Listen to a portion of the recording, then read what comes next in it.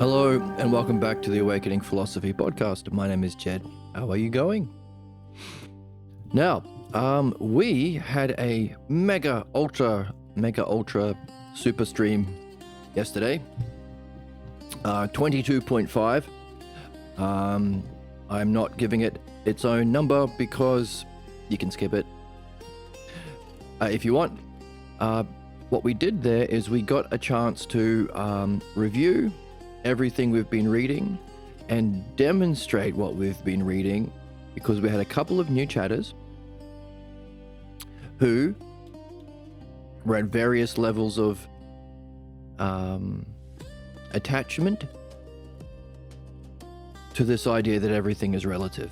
So we got to ask them some questions and lead them through a dialectic to reflect on this belief that they were very much attached to.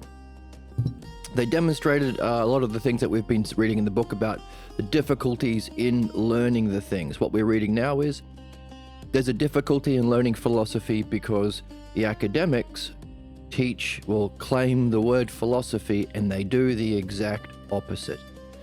So people think philosophy is about opinions. So they come in here very hot when they discover a philosophy stream, think, oh, here I'm gonna debate all my own opinions. And they think, well, which is of course what we're exploring, the nature of belief. Everything is relative to personal beliefs and opinions. And what we're discovering is it's actually that position, the position they teach as philosophy in academia, is the definition or the functioning of all human problems. What we've been learning is, we have two primary ways of making sense of the world as human beings in time, through belief or through understanding. In fact, we all get certain fundamental, unsuspected false beliefs from childhood that are the cause of our problems. Why? Because belief functions in two kinds of ways.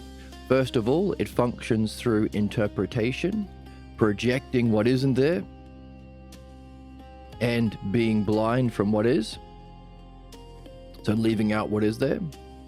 And the second way it functions is in opposition to the other way of thinking, understanding.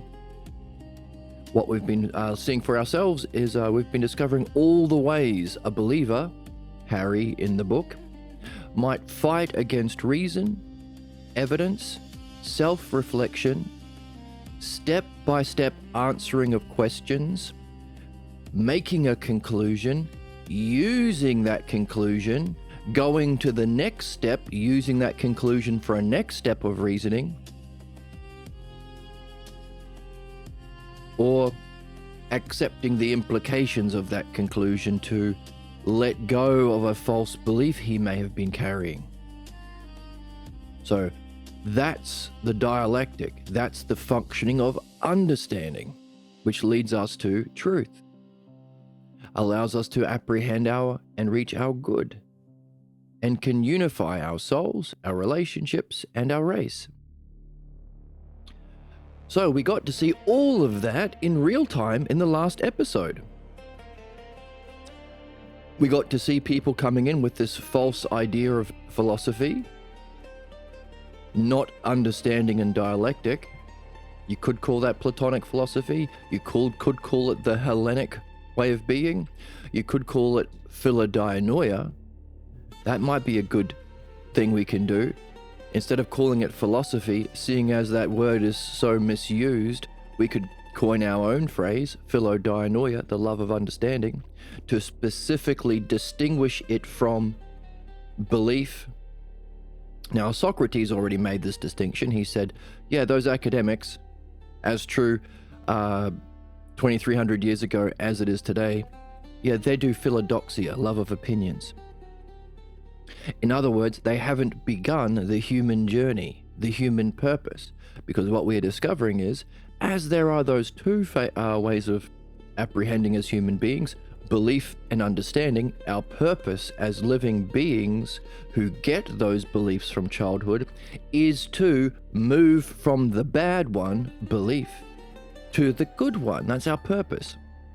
So instead of doing that purpose, academics pass off their ignorance as knowledge. So isn't that interesting? So last time we had a couple of people who came in, and that's what they thought philosophy was, and they immediately came in abusive.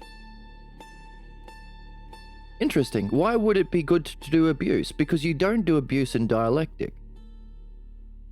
It's a friendly activity, step by step.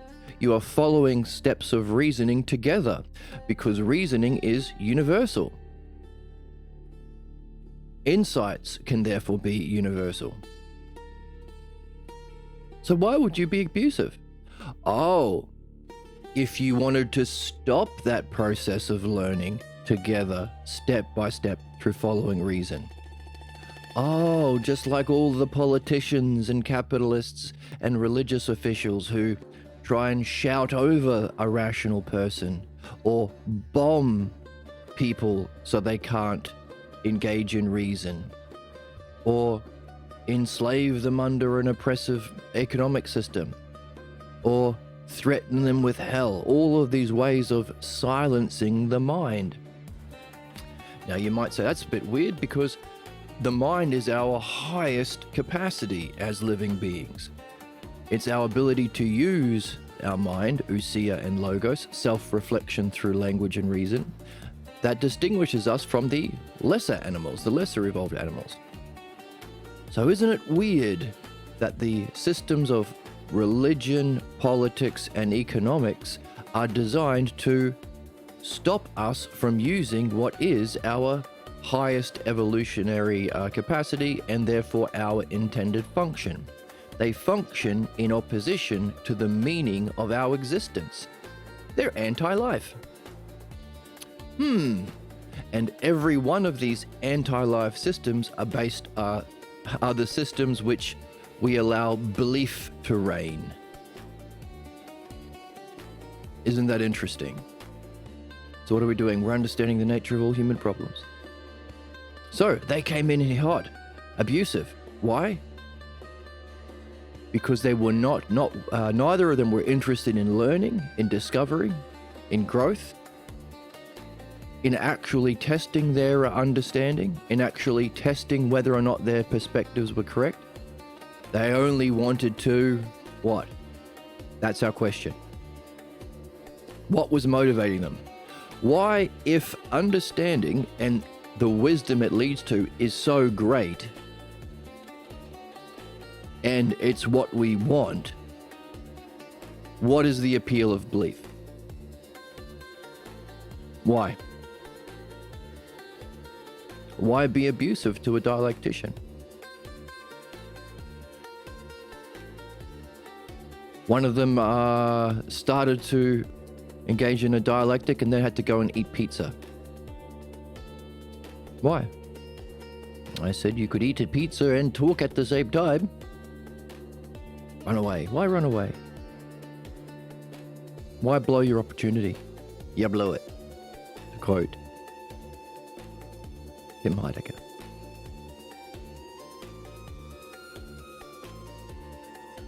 Well, one thing we know is it allows them to keep the beliefs that they came in with. So why is it important for us to keep the beliefs that are false?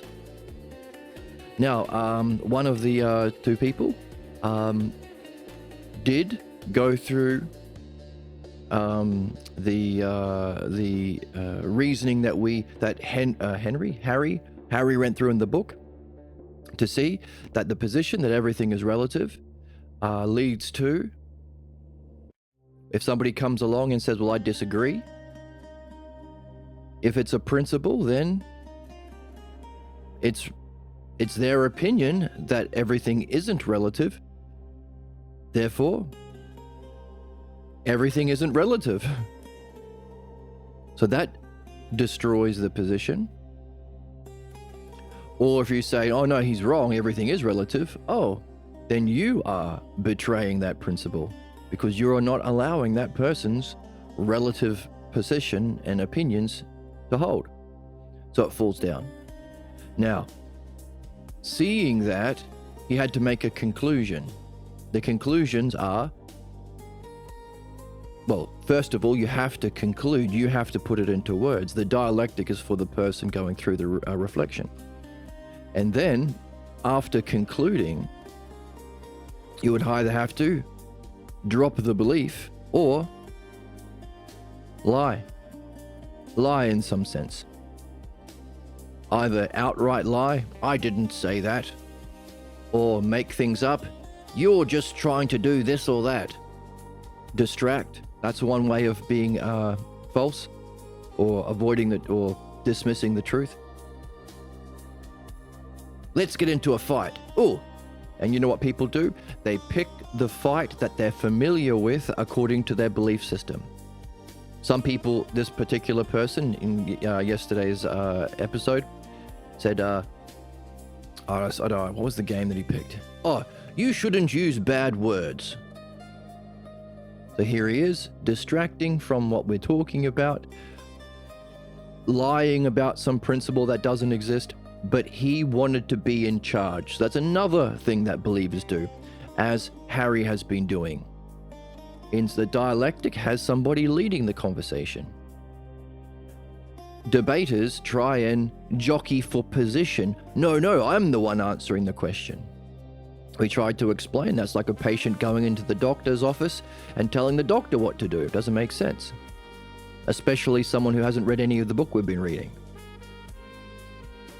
So, we got to experience plenty of demonstrations of somebody stuck in a belief. Now, eventually they did conclude, and then he had to lie about what he would do instead. So, given the conclusion that the belief you came in with, everything is relative, isn't true, can't be a true principle, what would you do? And he lied. He said, I would shoot him to practice freedom of free will. So, clearly, he thinks philosophy is just exploring random opinions or exploring random ideas as opinions. Hey, isn't free will a philosophical thing to think about? I'm being philosophical by ignoring what we're talking about and starting a new topic about free will. Not based on anything, not based on a text that we're reading, which is necessary. No, I'm just going to vomit my opinions about free will and only use my opinions to create something. So we use the metaphor vomit finger painting. Here are all my opinions of free will. Now I'm going to paint a picture. Finger paint with the vomit. That's what he thinks philosophy is. That's what he was taught at school. That's what Harry was taught at school. That's what all people are taught about philosophy at school, unless you go to Golden West, unless you were like Joseph and you went to study philosophy at Golden West College in California. Why? Because the one true philosopher of our age was there.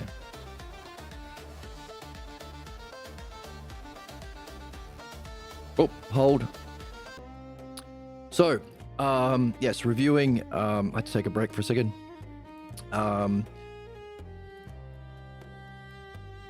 Right.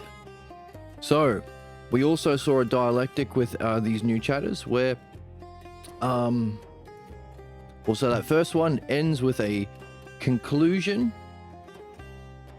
So we've made one step. We defined the idea, we demonstrated how it's functioning. Remember, there are 4 steps to reasoning through the dialectic. We divided it up into the options or the proof stage. Either the person, so the person was Jack, the imaginary person Jack, who says everything isn't relative. Either he's right, in which case the position isn't true, or he's wrong, in which case you have to reject the principle because it's his opinion that he's right. How dare you say he's wrong? Leading to a conclusion.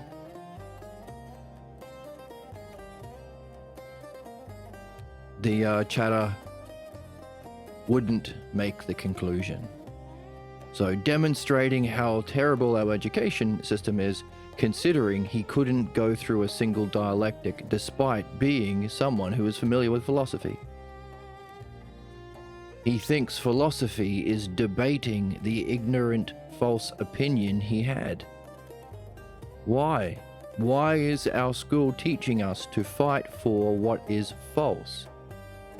Why is philosophy teaching us to fight against reason and understanding? What's more important than truth? And if understanding is necessary to help the person by freeing him from a false position that may cause him harm or limit his functioning, certainly did yesterday, why are we opposing our goodness? He threw out about 20 different personal attacks, and all based on lies, of course. So had to invent something. You're doing this. I'm going to invent what you are thinking and fight you about it. I'm going to invent another principle. No naughty words. I'm going to ignore the content, my own conclusion, because he was led through the dialectic, by distracting into this other silly game. So therefore, only conflict.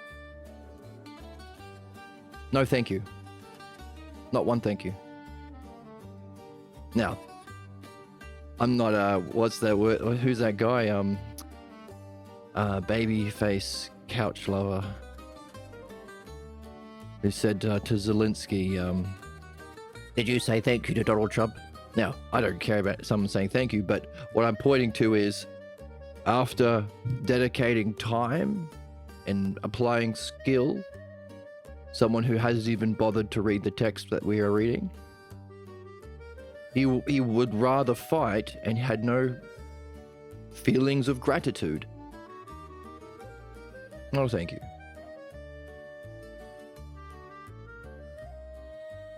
Now, again, I don't want to thank you, but his state of mind. We're talking about his state of mind. There was another new chatter who came in and did a similar thing, but wouldn't even begin a dialectic. He had to lead. He came in, I've got a question. If a genie offered you 3 wishes, blah, blah, blah, blah. And I said, well, how is it relative to what we are reading or talking about? Now, that's what we've been doing, of course. How is it related to the text? If you've read the text and you've got a question, great. How is it relevant to what we're talking about? Even if you haven't been reading the text, you've been listening to what we're talking about, you can voice something, puzzle about what we're talking about. Or how is it related to your own personal, meaningful goals that you are seeking to achieve? Or how is what you are saying related to your problems that you are here as a human being to surface and remove? Meaning. How is it meaningful? How is it meaningful or relevant? Meaningful to yourself or relevant to what we're doing? Nope. Could not answer a single question. And yet wanted to be the one asking the questions. Imagine that. Imagine a doctor who knew nothing about medicine, or imagine a person who knew nothing about medicine insisting he was the doctor at somebody else's doctor's office. Couldn't answer one question, yet wanted to be the one asking the questions. Now that is insane, because the skill of asking questions is the dialectician. Asking questions, judging answers, leading through steps of reasoning to conclusions, pushing the implications of the conclusions, and following up to the next step. You can't take just one step. I mean, you can, but you're not gonna get very far.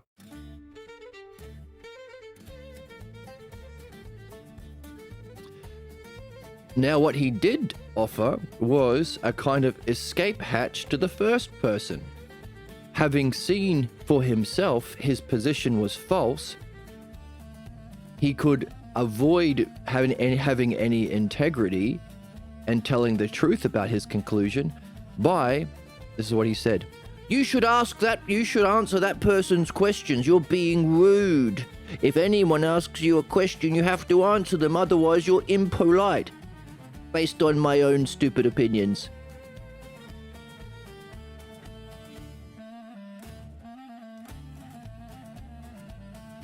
So, we see that believers can gang up or team up if they share a common interest in opposition to truth. Whereas a dialectician should encourage participating in the dialectic. Now, of course, I wasn't interested in this tangent for no reason, from someone I know nothing about. The first chatter answered his question. So I asked that first chatter, how did it go? Was it worth it to stop what we were doing and engage in this person's question? And he answered the question, but that second chatter didn't have a follow-up question, so no skill of the dialectic. Just a random one-off non sequitur. He wants to be the one asking the questions, but couldn't fulfill the basic functioning of a dialectician. So I asked him, was it worth it? And of course, instead of simply telling the truth, this academically trained philosopher tried every debate pervert tactic. I'm a debate pervert. And I have an axiomatic Of the Bible. Every debate pervert tactic to sabotage reason. Why is philosophy being taught in opposition to thinking? So, after asking the question several times, he was led to the conclusion, no. It wasn't worth it. It wasn't meaningful to answer that person's question. So, step one, next step.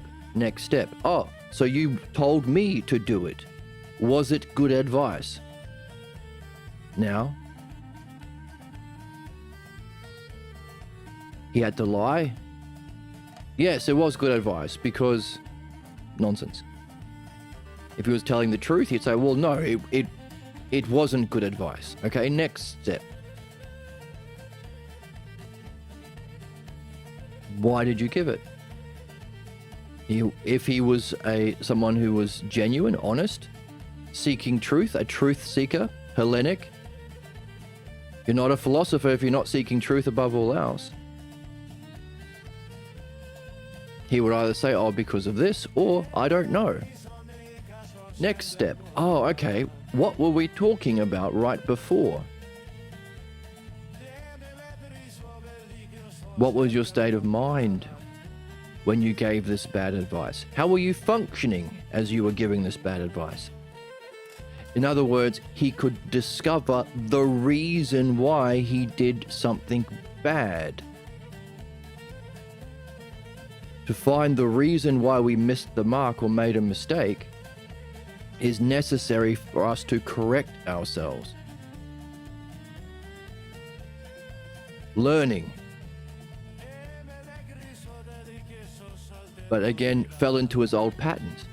Now, when we do fall into our old patterns to block the dialectic, that itself could be a different kind of question. Hey, whenever you hit your block, you tend to play this game. Start talking about fighting, or start insulting people, start making demands. Oh, notice when that other person hit their block, they did something different, and that person did something different. So the specifics of how you counterattack reason are the clues that can help you discover the puzzle that you are here to discover. And so what we concluded is that person was not able to benefit in two ways. He wasn't able to benefit through following the dialectic, in part because of an ignorant view of philosophy as being debating opinions, which is the exact opposite. Actually, Debate, fighting for beliefs, is the nature of all human problems, the root cause behind mass. Innocent bloodshed, countless pages of human history soaked in blood. The human problem. He was in the human problem. So he was blocked from a meaningful question to be explored through the dialectic, and when he did hit his block, he was blocked from being curious about why he was blocked. And so he came to the conclusion, if he had a meaningful question to begin with, he wasn't just being an annoying twat, like a academic philosopher debating beliefs, or a conservative pundit trying to own the libs at the expense of humanity itself through debate pervert bullshit. If it was a meaningful question, when he hit the block, there would be reason for him to pay attention and become curious about what blocks him from his meaningful goal. That's why modern academia, let's just think about thinking for no reason, is bullshit. That's why it's not solving any problems. That's why the people who think they are philosophers are the hardest people to talk to, the most ignorant, the most entrenched in their beliefs. And they're not solving any fucking problems in society. We still have Nazis, we still have some human beings who get everything and others who have to fear not having a place to live, or having food, or having a bomb dropped on their head. Why? Why? What makes that person better? Nothing. In fact, they're often worse. So where's our philosophers pointing that out and telling the truth and reasoning about why we're doing it and why we're not changing it and what is the proper way of being? Nowhere. Here on this channel. Let's hope. So, without a meaningful question to start with, when he hit his block, he didn't get that second type of question about his block. So those are the two things we're here to do. Perfect our excellence, give birth to our higher knowledge. And in the text, Joseph is saying, hey, by the way, that knowledge that dialectic and understanding can lead you to changes your state of being, a higher kind of existence. And the second kind of question is about our beliefs. So there's the two, the A and B that we can do. We can do A, beliefs, and we can do B, understanding. And we have, as the human condition to go from A to B, we have to deal with both. And it's fun. It's the best game in town. Now, so after dealing with these two new baby philosophers, maybe? Well, not philosophers yet, they'd have to return. Because philosophy is a way of being. It's a relationship. After that, we had someone who's been with the channel for a long, long time. One of the OGs. And she was able to go through a dialectic. And she was able to surface a high state of mind. And thankfully, because of what we've been reading, we were able to recognize a state as a high state of being.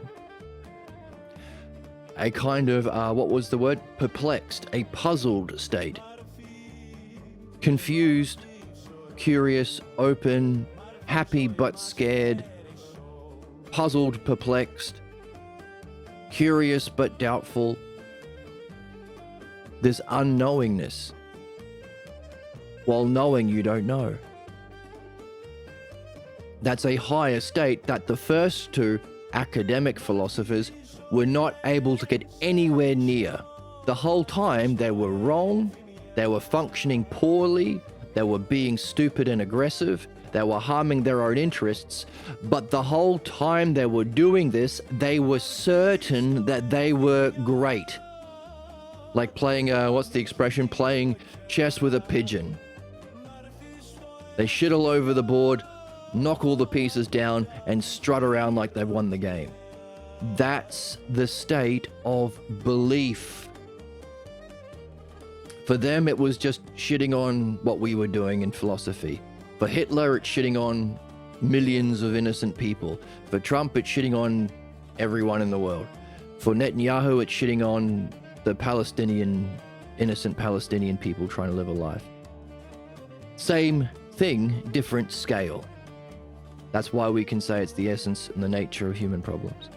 It's a matter of scale. Still shitting on something good, still doing it with a state of mind of certainty. That was the deal. Whereas the OG chatter, someone who's been with this channel for a very long time, realized she didn't know. That's a higher state of being. And thankfully,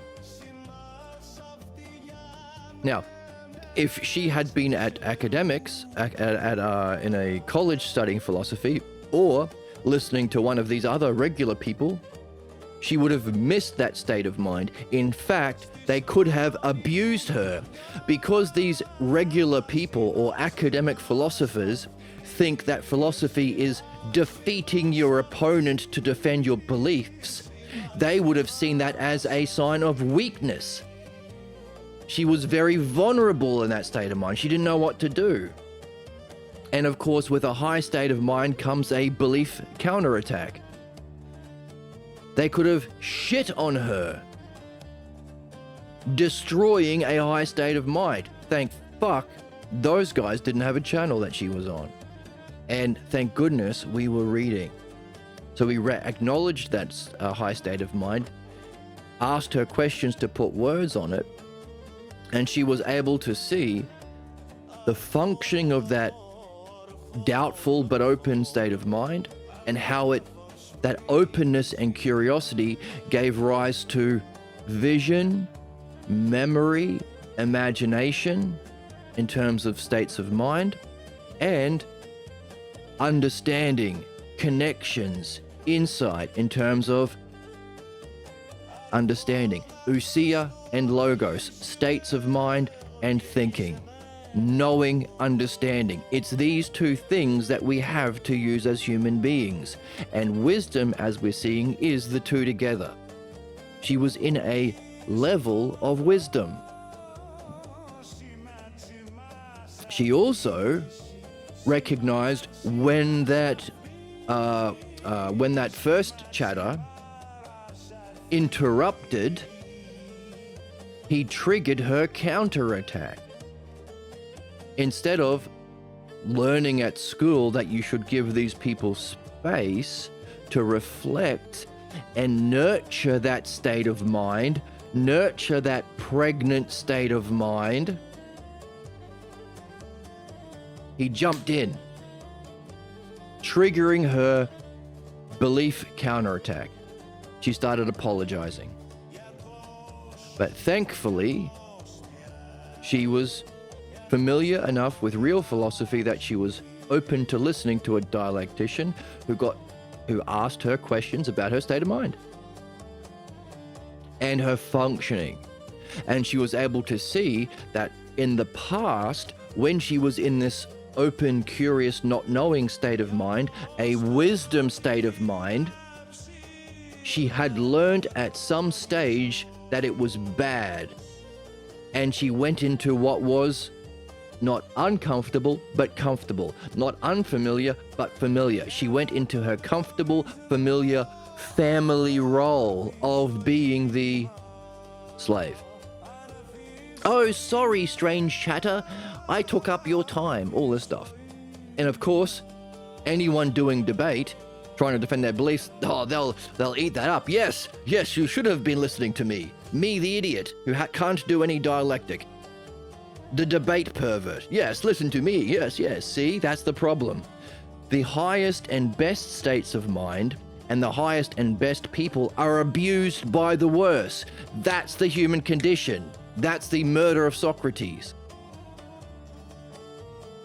The worst people who take debate and belief as knowledge seek power over others. The good people who know they don't know but are open and curious and seeking, They seek power over them so the ignorant people can pretend to be knowers, cosplay the teacher, cosplay the guru, cosplay the dialectician. That's the nature of human injustice as it's playing out in our society currently. The worst seek power over the best, while the best are not learning what makes them the best. And a dialectician doesn't have power over people, but with the power to reason with people who themselves have to be curious first. They have to bring their own question, their own curiosity, their own motivation. And so thankfully, the OG chatter has been percolating on this question about her family role for some time. She's been gestating the pregnancy.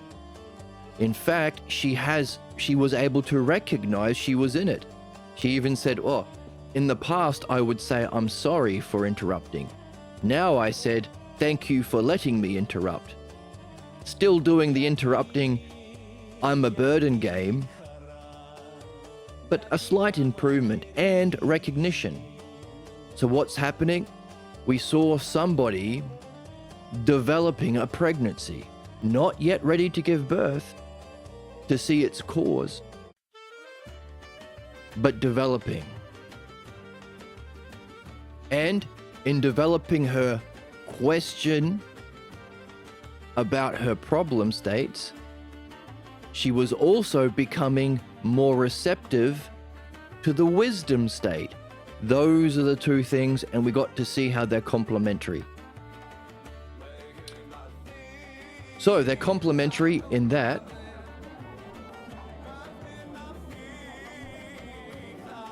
so this is a review, so you don't have to watch the whole 5 hours of the last episode. In developing the curiosity, openness,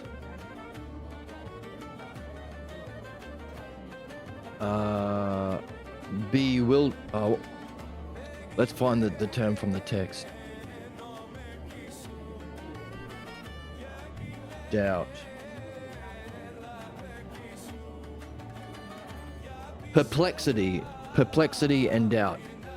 Joseph says you have to pass through perplexity and doubt. That's inevitable if understanding is to be reached.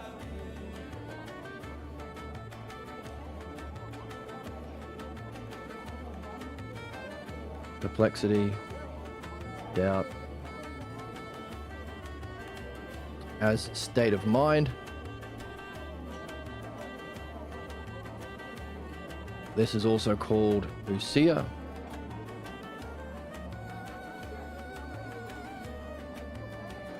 Why ousia? Open, curious, free, but also self-reflective.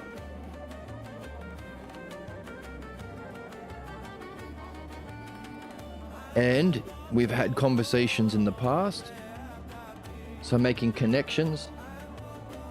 Oh, what color this one? Making connections between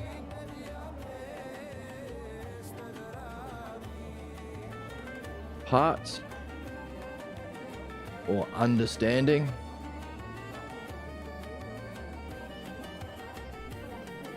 which is of course logos.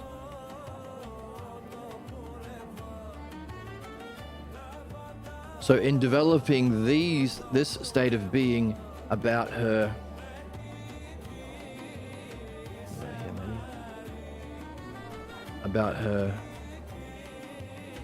problem,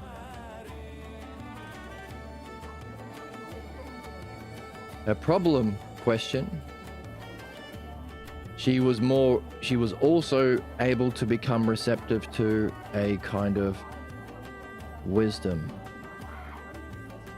question and state of mind. To recognize it as a high state, reflect on it, put words on it, take time. That's all ousia.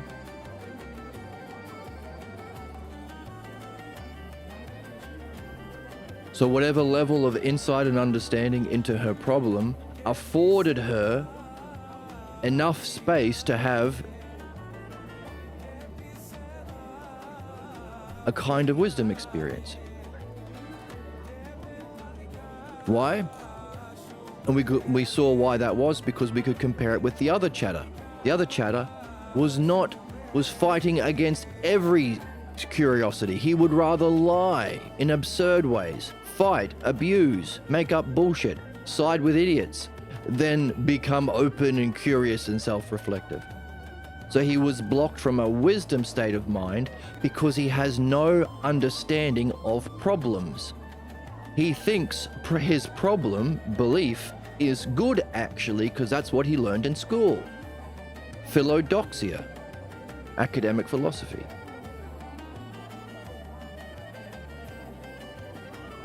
So we see this principle, freedom from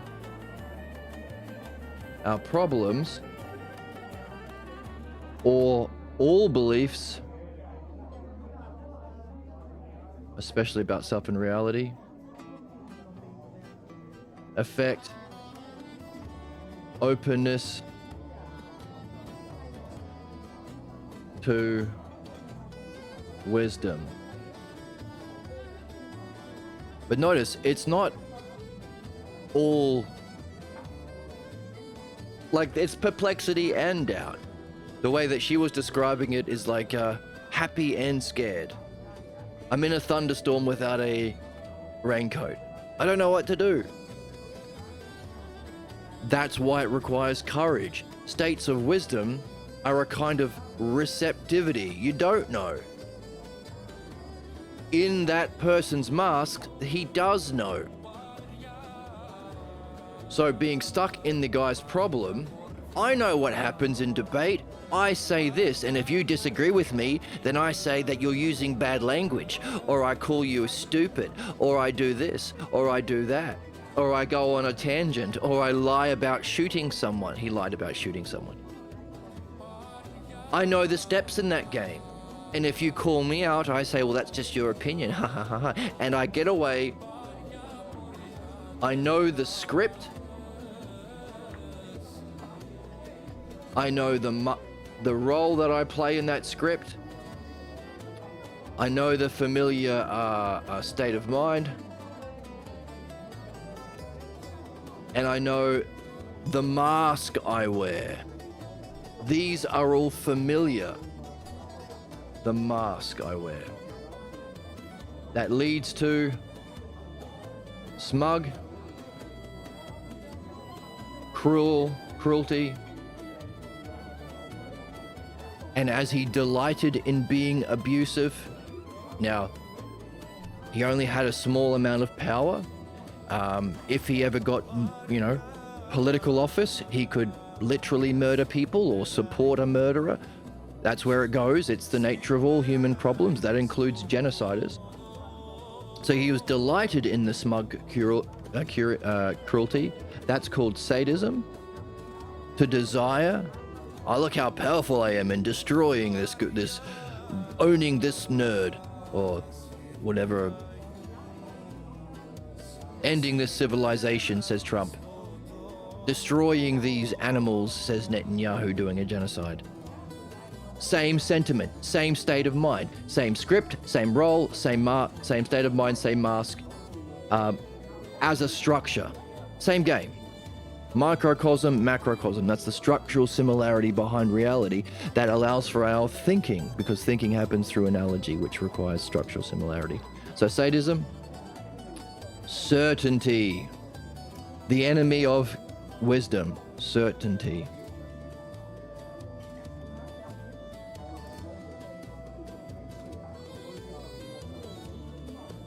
This kind of certainty. They would say, well, you're certain when you're calling me out. That's different. That's seeing what's there, not certainty. Still have questions. Why? Who was so convincing? What's your pattern? What makes your beliefs powerful? Why are you fighting against your own interests? So, he has no understanding of true philosophy, which involves the two things: freeing ourselves from our beliefs and perfecting understanding through the dialectic. Couldn't do any dialectic and took his problems as excellence. Sadism. Human ignorance isn't not knowing. Ignorance isn't philosophical ignorance. Well, philosophical ignorance in the positive sense is knowing you don't know. That's good. The first step to learning.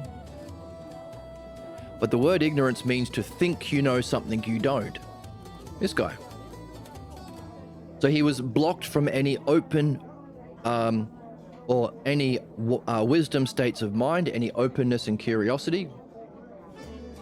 And he was blocked from following the logos. So couldn't do any reasoned steps of the dialectic and couldn't be in a state of mind to allow that to happen. Because he has no understanding about his problem or the nature of problems. So we were able to see or demonstrate you need both. Whereas the OG chatter has been working on her problems for some time,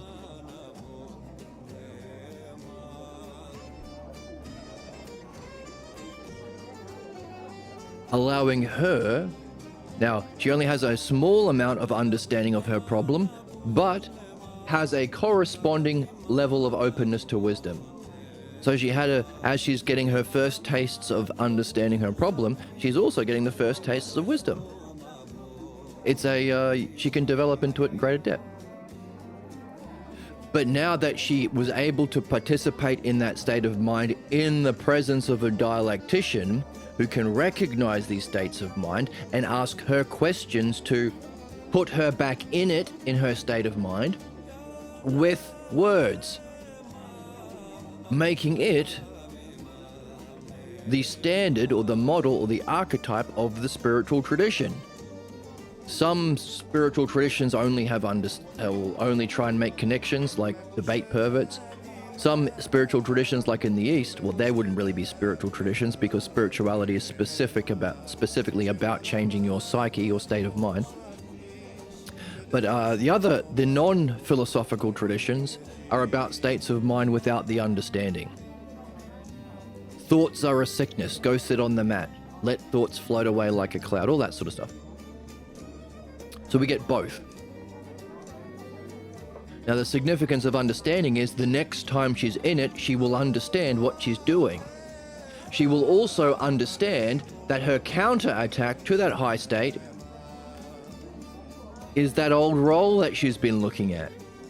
And the more she becomes familiar with that old role, the more it won't draw her attention. It's boring. I know that script.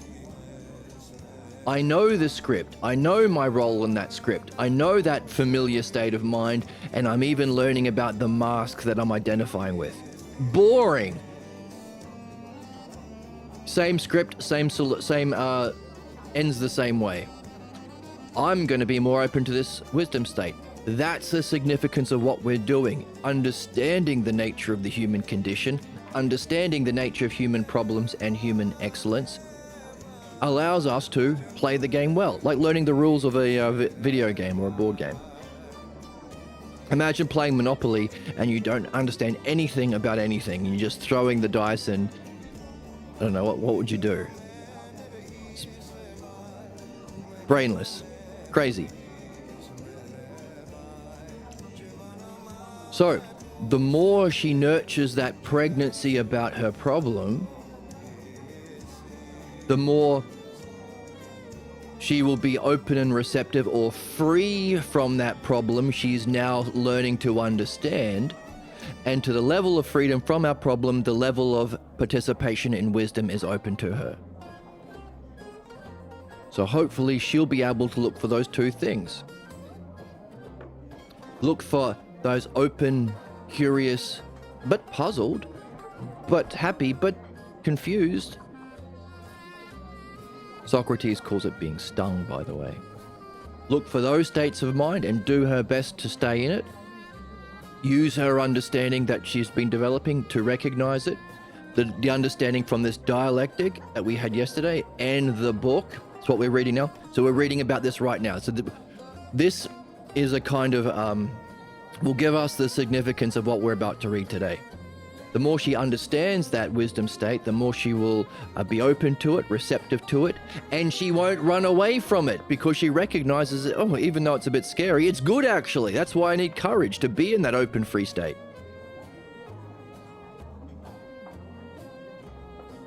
Equally, when she does notice the counterattacks or the old patterns, the old script, the old slave role, the old state of mind, the old mask, the more she develops this other question, this other pregnancy about her problem, the less effect it will have over her life. Whereas the other two chatters, their entire life is dictated by this. We don't have our beliefs have us. So we call people like that NPCs. They're in a script. Hey, if that chatter came back tomorrow and we had a dialectic, we would know exactly how it's going to go. Because it's the script of the belief. It's stagnant. What's curious about this wisdom state is it's ousia. It's a self-reflection that allows for depth and growth. And as you make more connections with understanding, you can see more connections in reality and self. And this ousia can be more and more profound. That's the development of wisdom. That's why we can say her wisdom state was down the bottom, but still better than anyone else in the conversation. But she can grow into it in greater depth. That's the development of wisdom. Whereas belief is stagnant. Its ousia is a physical distortion. The physical world as it's dead. It's dead, it's a shadow. It doesn't have an eternal existence. It's not ousia. His script turns about upon itself, but only in a way to confirm it. So this is the pigeon playing chess with the pigeon. Even though he wasn't able to do any logos, any dialectic, he was in a terrible state of mind. I guarantee he walked away feeling like he'd won something. That's the nature of belief. It confirms that mask. There's no growth, there's no development, there's no change. Just as in belief systems. You can't become better than Jesus.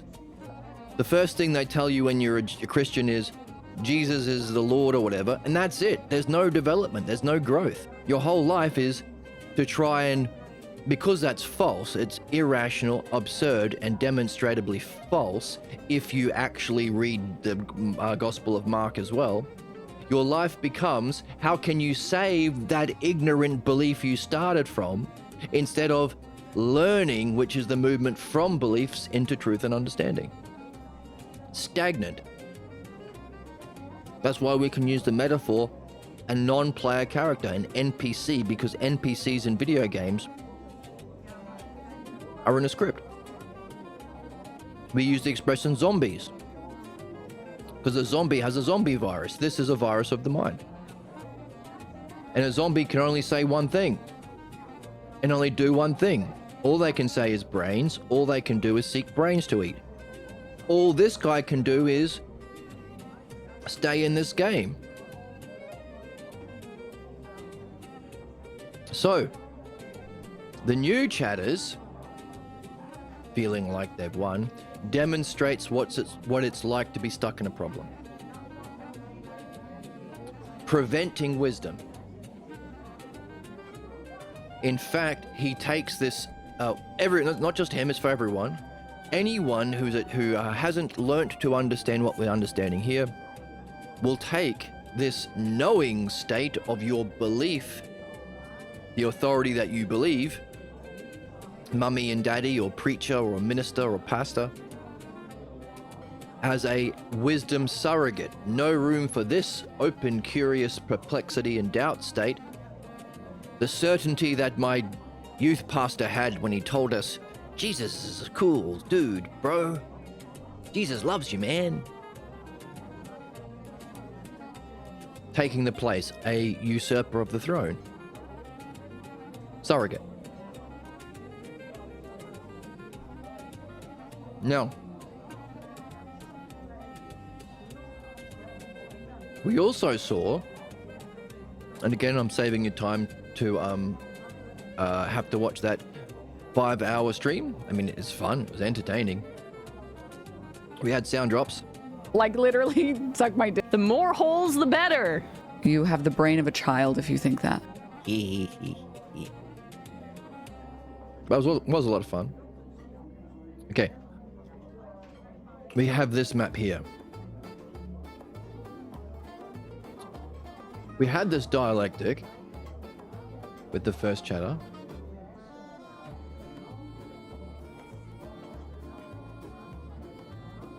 Why can't I delete you? What? What's going on? Is it because it's... Okay.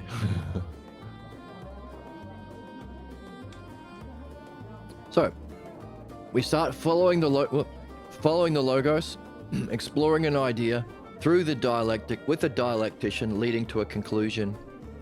And of course, as we say, it ousia spirals upwards. Then we make a conclusion, then we follow the logos of that through the dialectic to a new conclusion, step by step. After the first step, he was blocked.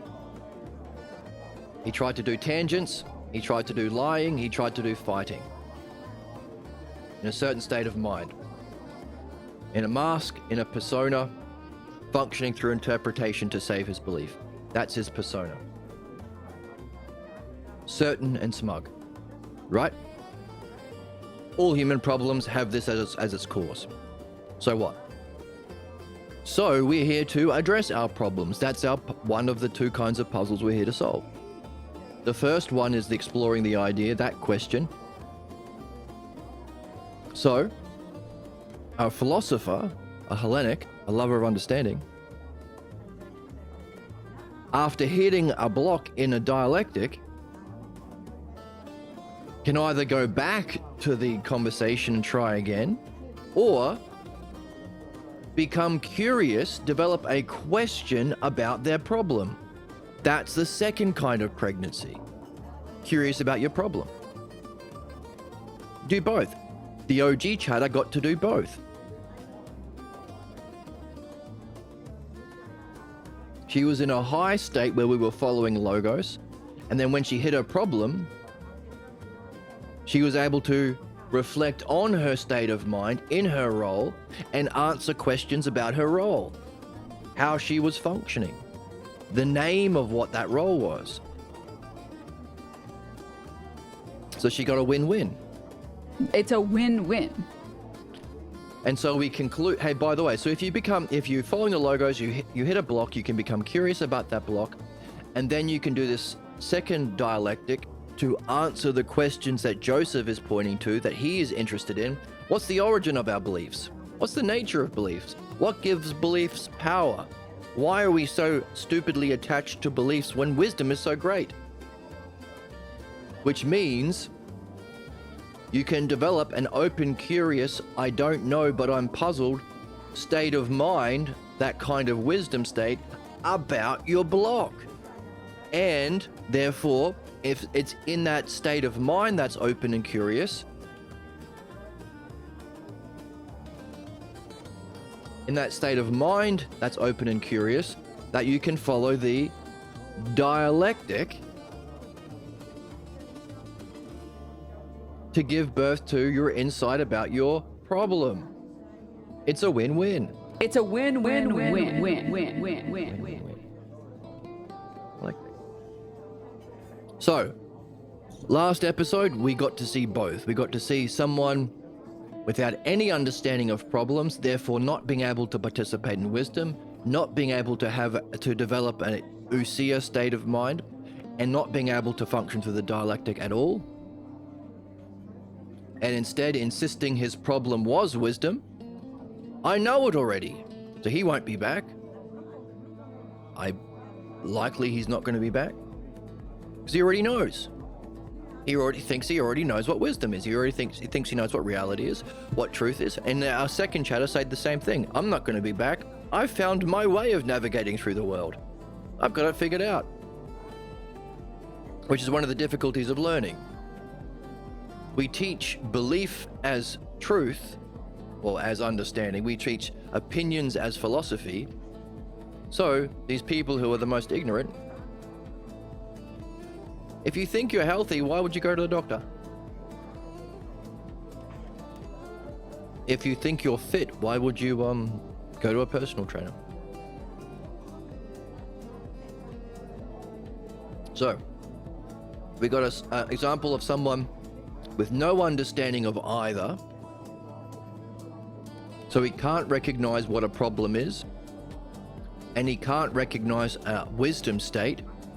So he fights against those wisdom. Whenever he was open and curious, because there were moments when he realized he didn't know something, because he has no understanding of what wisdom is, he fights against those wisdom states. And because he has no understanding of his problem, he can't recognize when he's in a problem, and he's not curious about his problem. He takes his problem as doing good, actually. That's what, hey, you get an A+ at school if you were in your problem, acting certain about your interpretation. Philodoxia, love of opinions.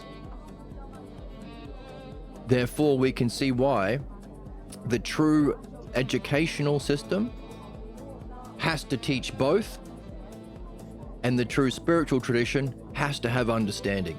You have to learn to understand both to recognize both. So we saw the bullshit that happened. It was unpleasant. He was a jerk. He was a dick. It wasn't fun to play chess with that pigeon shitting on the board and acting like he was winning the game. Whereas the other chatter, the OG chatter, was a lot of fun, very insightful, very fun, very meaningful as well. And already demonstrating the insights, the understanding and insights from the previous talks we've had, she's carrying with her.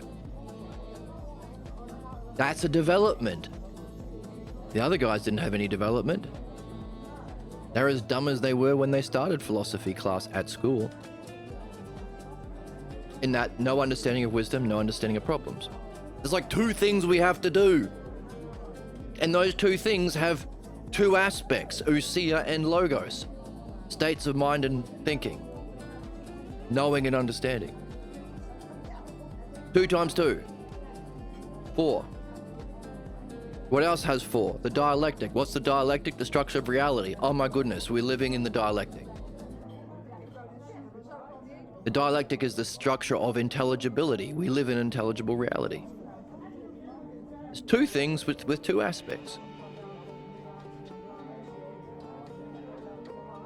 The dialectic definition, we have been learning the definition in these texts. Demonstration, we got to demonstrate it. Division, we got the different versions with the different chatters, leading us to a conclusion. The conclusion, well, you got to be learning both. It's a process. And you got to start with a meaningful question. This was the notes with the OG chatter. Start with a meaningful question. So before you even begin following the logos, make it a personally meaningful goal that's intelligible or rational, that you are seeking with excellence. Min-max your goal. Aim to min-max everything you do. That's a really virtuous state of being. That way, you're genuinely open, you're genuinely curious. How far have you gotten in what you're learning? So if you've ever learned something and you're stuck, you find a lecturer, you find them after class, or you make sure you show up for classes, or whatever it is you do, because you want to know the answer. Those jabronis didn't. They didn't give two shits. They just wanted to debate. They wanted to Ben Shapiro it. Yeah, I know everything. Yeah, genocide is good actually because Judeo-Christian values. Yeah, yes, kill all the babies. Yes. So I get the money. Yes. And if I talk really fast, I'll win a debate. I'm the best boy ever. Look at my funny hat. That's what they were doing. My Ben Shapiro impression. What do you think? The more holes, the better. Not really. Oh, very handsome and or Yes. pretty. Thank you. It was a very handsome accent. I'm joy maxing, okay? And if I aura mog you because I'm joy maxing so hard, that just sounds like your cortisol levels are spiking for no reason. We are joy maxing by doing Ben Shapiro impression. And if you start with this personally meaningful question, when you reach your block, you will be more likely to become curious about your block. When the jabronis hit their block, they didn't give two shits. They don't care. So that state of mind, all of that juicy material, nuggets of gold, his tangents, they're all clues to solve the puzzle he was born here to solve. The way he was fighting, they're all clues. Someone fought with him like that. He had to have learned it somewhere. The lying and the way he was lying, that's a clue about his earliest teachers and what was involved in nurturing that false way of being. The state of mind he was in, he could reflect on. By the way, that requires Usia, as the OG chatter had, but he never did. He was never open and curious. The mask he was in, he could reflect on. The persona, the way he was functioning, all of these were juicy morsels in the trash. Pearls to swine, the expression goes. Because he wasn't curious about it. He was not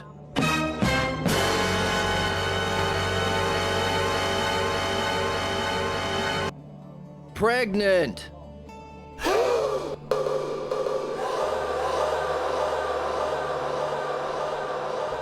He didn't care about giving birth to the insight. He's literally here as his purpose as a human being, carrying aspects of these beliefs from previous incarnations. We know this because no two people have the same pathologos, even when it has the same origin scene. We're here to surface the false ideas and beliefs we carry about self and reality that are the cause of all human problems. All human problems. For the people in the back. All human problems.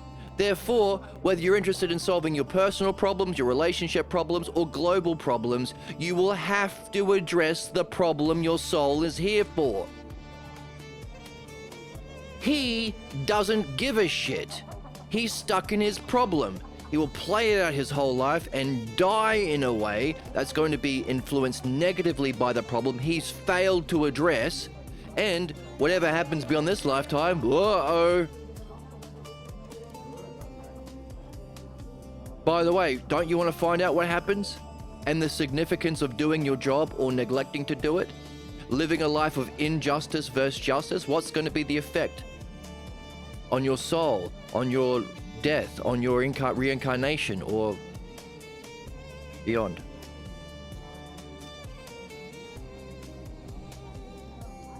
But the OG chatter was questioning. It was uncomfortable. It was weird. It was different. It was like she was in a thunderstorm without a rain jacket, but she did it anyway. And in doing it, she was developing character, developing virtue. And she gave birth to a higher question by being curious. So she started in the other way, by being curious about her. Oh no, actually, no. By being curious about her puzzle, she was receptive to giving birth to a higher question about virtue. A question she was demonstrating by being virtuous in the face of vice of those other chatters. Therefore, what did we come to our conclusion was? We better be seeking a personally meaningful, intelligible goal with excellence. Now, what we're reading in the text is they better be metaphysical, or again, a word stolen by the Catholic Church. Metaphysics simply means beyond the physical world. So it has influence, beauty, justice, reality, being, intelligence itself. Things that are not how many Bugattis can you get in one lifetime, or how can you short the market. You can't take any of that learning with you. So, a metaphysical question that's personally meaningful, like virtue, for our friend yesterday. Have that question, nurture that question, like you are gestating a pregnancy. And as you explore that question by reading the text, following the logos of the text, ideally with a friend who is also practicing the dialectic, so a dialectician, as you follow the dialectic, on your question, when you hit a block, there's your second class of question. The two questions that we're here to address. And they feed each other. It's a win-win. You can't reach the truth about self without removing what's false about self. You can't surface what's false about self without seeking the truth about self. You have to do them together. And yesterday was a masterclass in demonstrating that. Both in someone who is doing both, who gave birth to higher, or not gave birth, but is further nurturing a pregnancy about a higher state of mind, of wisdom, with a higher question about virtue that came to her organically, at the same time as nurturing curiosity and wonder about her problem state. And an example of somebody else from the academic tradition, again, a tradition that steals, just as religion steals metaphysics and misuses the term horrifically, so too academic philosophy steals the word philosophy and misuses it again horrifically. The exact opposite, solidifying human injustice by calling it philosophy. The great betrayal against the spiritual tradition of the West. So in the text we've been reading, Joseph points out, by the way, the true spiritual tradition of the West and the first universities in the West, our true academic tradition, is Platonism. This, our current system, is a counter-attack to this, the exact opposite. That's why all universities are pumping out our scientists to build nuclear weapons and hand grenades, and finance bros, and marketing liars, and capitalist slave owners, etc., etc. We are not solving human problems. We're not making society better, and we're not making individuals better. All we would have to do is introduce an understanding of beliefs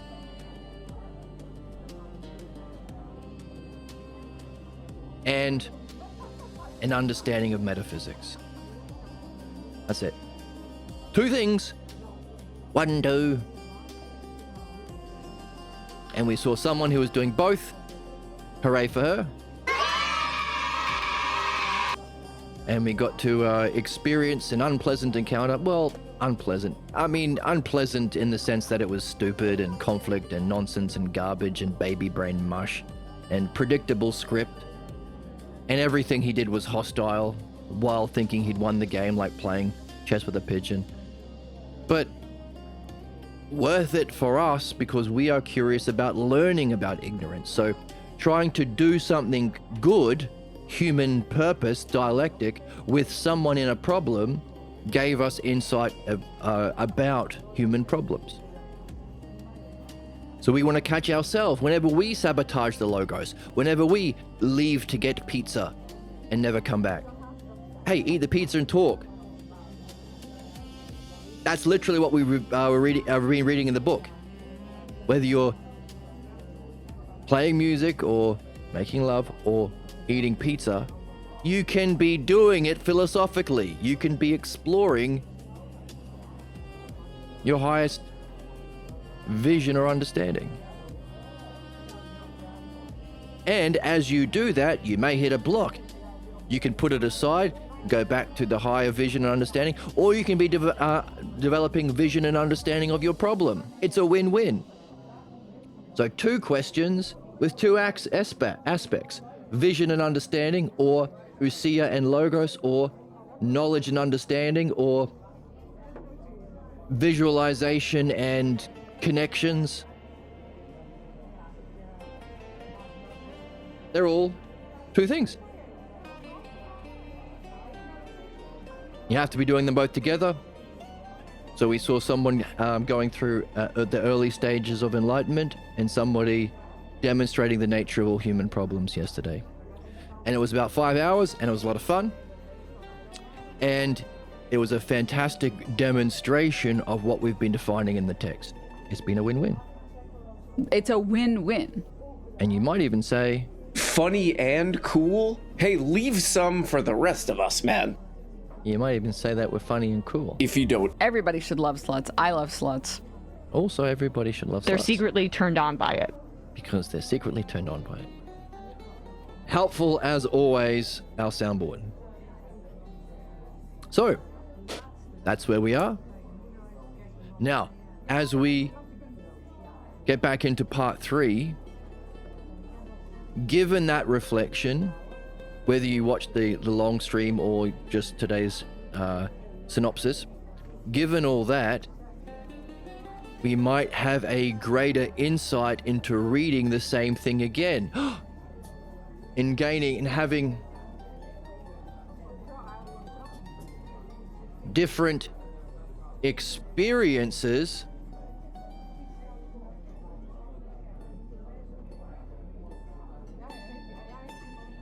we might give rise to different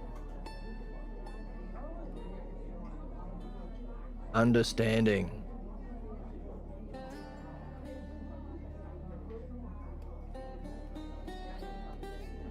To say that another way,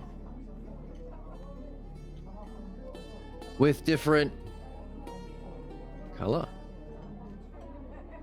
evidence,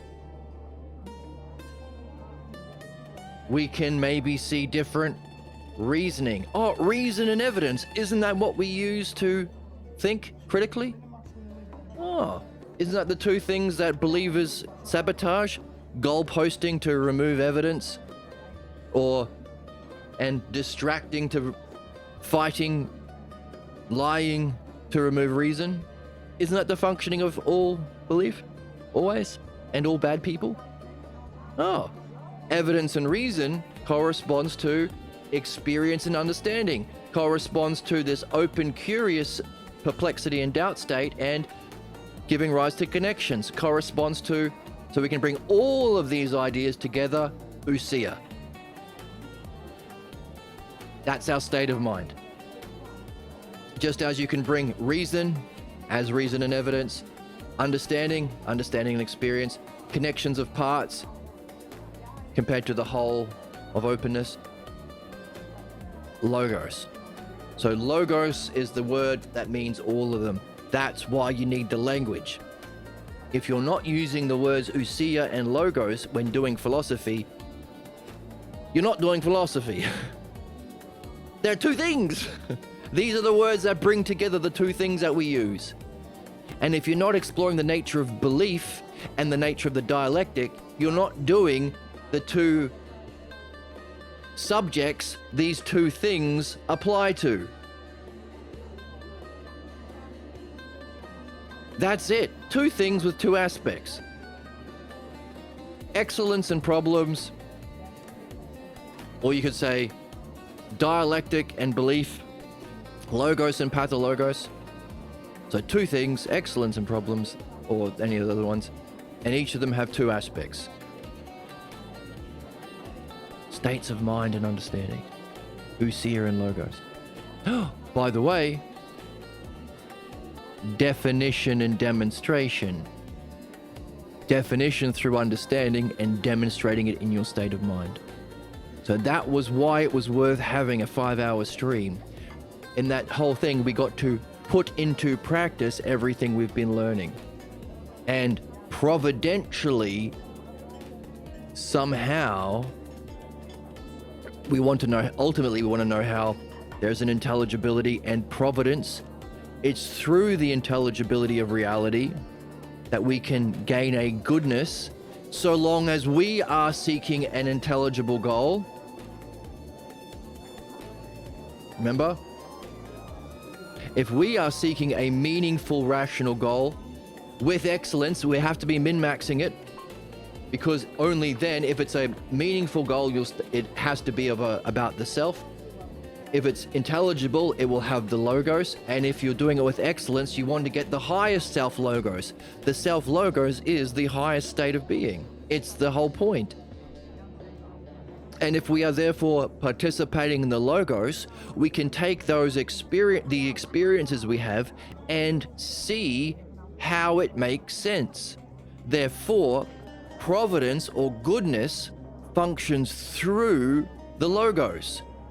And we only gain the benefit of providence if we are doing the logos ourselves.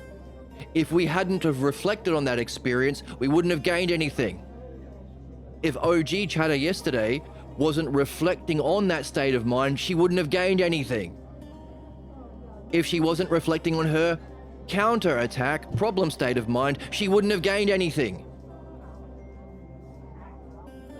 It's our participation and trying to min-max logos that allows us to function in the providential nature of reality.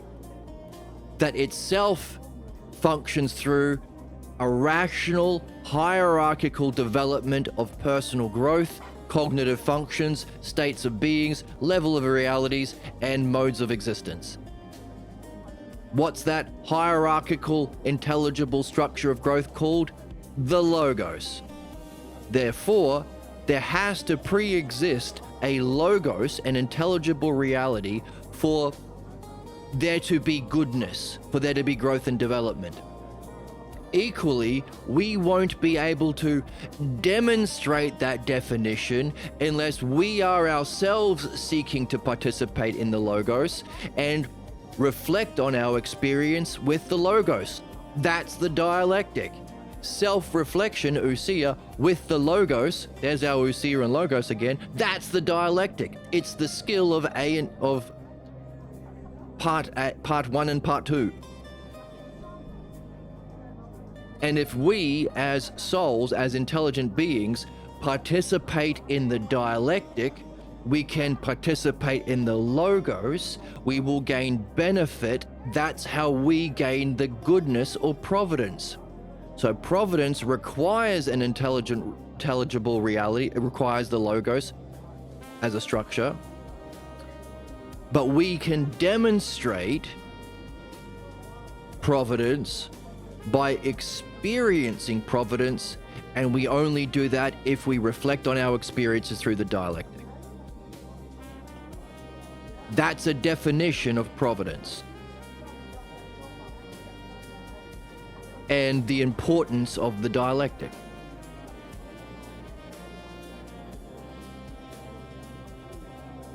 And we've just demonstrated it by reflecting on yesterday's experience through the structure of the logos, while seeking the most meaningful goals to understand the purpose of life and the cause of all human problems. I don't think it gets much more meaningful than that. And to do it most rationally, to see it everywhere. So we were seeking to min-max the highest goals, and we used the dialectic to make sense of it wherever we could. And we benefited. Otherwise, it was just a weird experience that we'll forget about tomorrow. So the principle that we as human beings participate in goodness or providence in a way that develops and lasts for us is something we just demonstrated.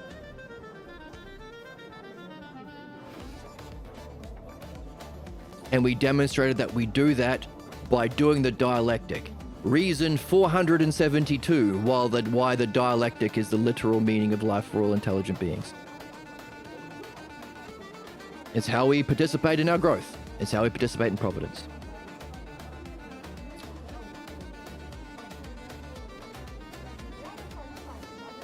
Also, if what we're saying is there are two things removing our problems or purifying beliefs and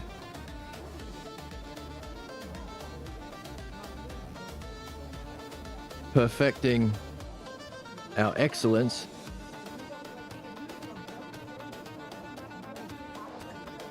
or mastering understanding. Should flip them around, I guess.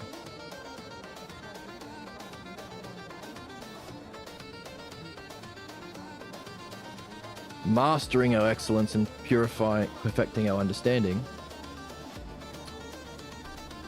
And they both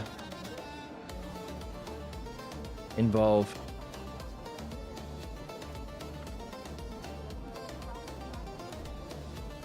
Usia and Logos.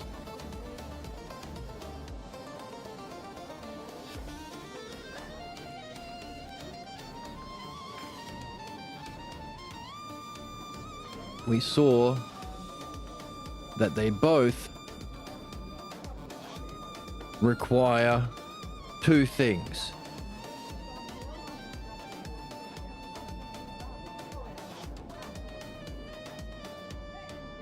Question that OG Chatter had and therefore was able to provide insight into her problem and her excellence and wisdom.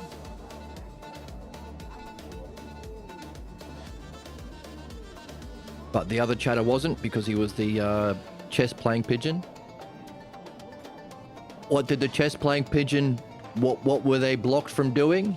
And what was the OG Chatter doing every step of the way, doing really, really well? Following the Logos through the dialectic.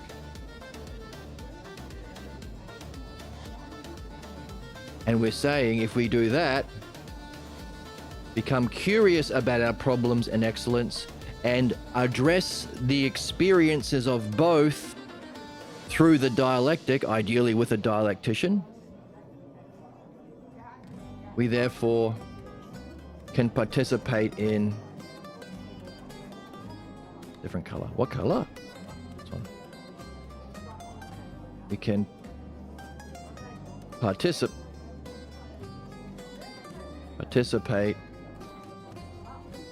in providence, the highest intelligible good that we develop through.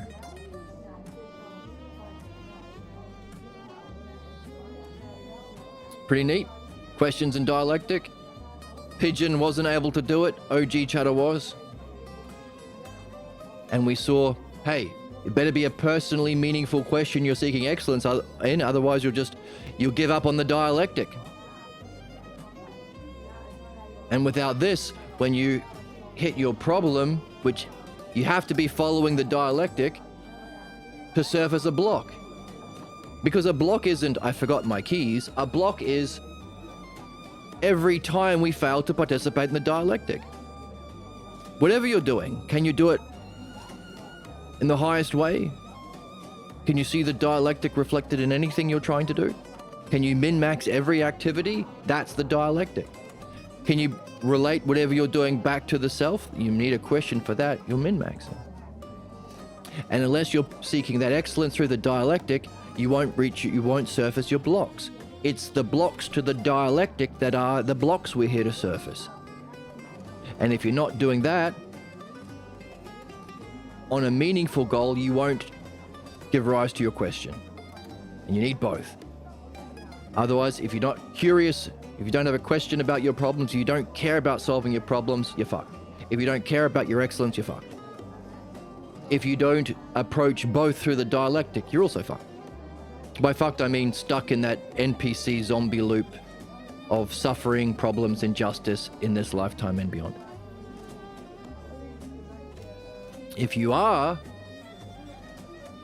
developing your state of mind and understanding, Usia and Logos, you can improve your states of mind by, what's the bad state of mind? certainty, smugness, sadism, belief.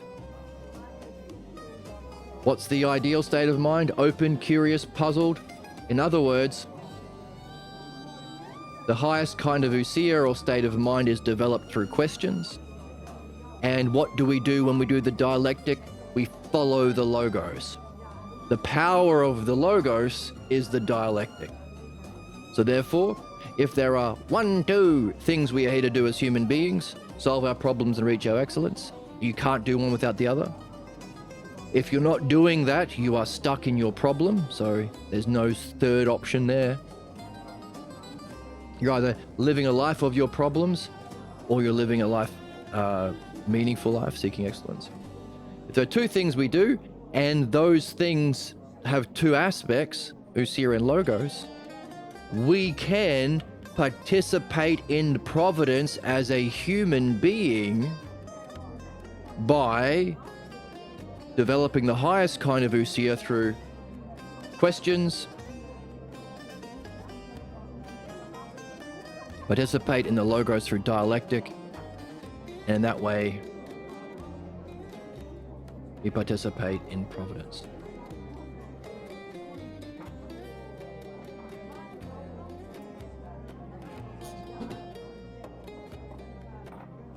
We demonstrated that yesterday in someone who is and someone who isn't, so there's a living dialectic. We demonstrated it again today by using the logos and dialectic to reflect on our experience yesterday. And we can take this back into our reading of the text.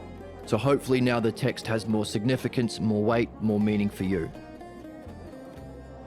allowing you to perhaps give rise to a deeper question and see greater insight. It's a win-win. It's a win-win-win. Win-win-win. Exactly. I'm cute. Like, it's cutie pie. Look at this broad. Look at this cute broad, she's saying. Fun? Neat? Is it neat to unify it? Now notice what we're doing. We're taking all of the experience of 5 hours and all of our experience of 20 episodes, 22 episodes of reading the text, and expressing all of it in a simple diagram. Look how simple. Look how pretty. Isn't it pretty? Now we're getting into extreme Jordan Peterson levels of whimsy. Yeah, and we're having fun too. Oh, very handsome and or pretty. See, pretty. It's pretty.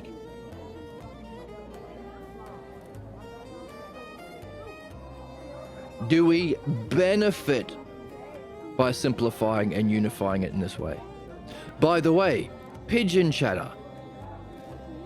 Every sentence was a different tangent. I'm not answering your question. You answer my question. You answer that weirdo's question. I'm not interested. I'm going to shoot someone. I want to eat a pizza. You're using the bad language. Let's talk about free will. Let's talk about genies. Let's get into an argument. Notice, no unity. No unity. Only division and conflict. Whereas OG Chatter and I, we weren't fighting. We were very happy with each other, I believe. I recognize. So today we are able to bring it into a unity where we can benefit from. But if you listen to believers, dum-dums, following their own beliefs and interpretations, because it's all relative, you only get a bunch of ununified bullshit tangents that don't lead to anything good. Only division, only ignorance, only suffering, only hatred, only badness. No good things can happen, only bad happen.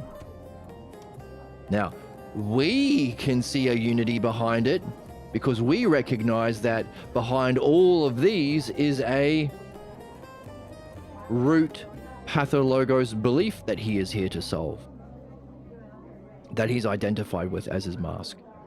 As a dialectician, we can see the unity and we can ask him questions about any one of these aspects So he can start to see that there's a connection. Oh, there's a certain role I play in each of them. There's a certain time that they come up. When I start to do things that are good, that challenges my false beliefs about myself. When I start to do rational things, that's when my problem comes up. There's a certain image. All the things OG Chatter was doing. Eventually, they will lead to that origin of the belief. When this is understood, you're free. You've purified, you've dissolved it. You've removed the veil of ignorance. You've removed the morning mist or the dissipate like the fog of the morning mist or the fog. The fog. I like the fog expression. Barbaric fog in the Republic.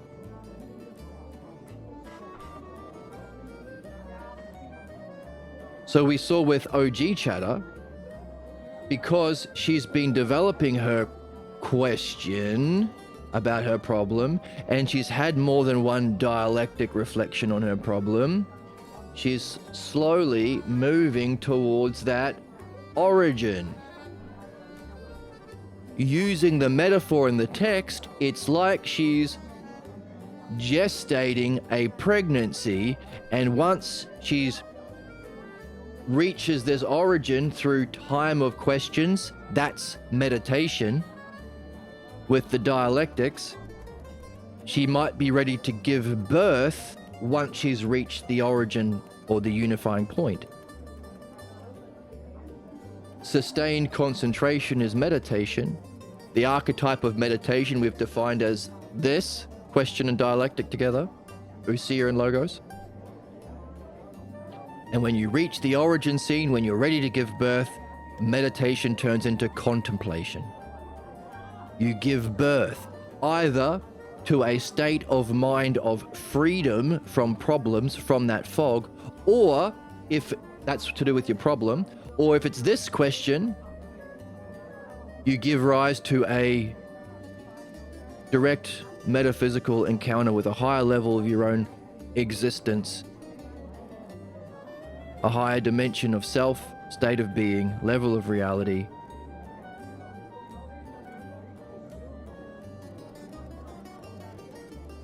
Consciousness, intelligence itself.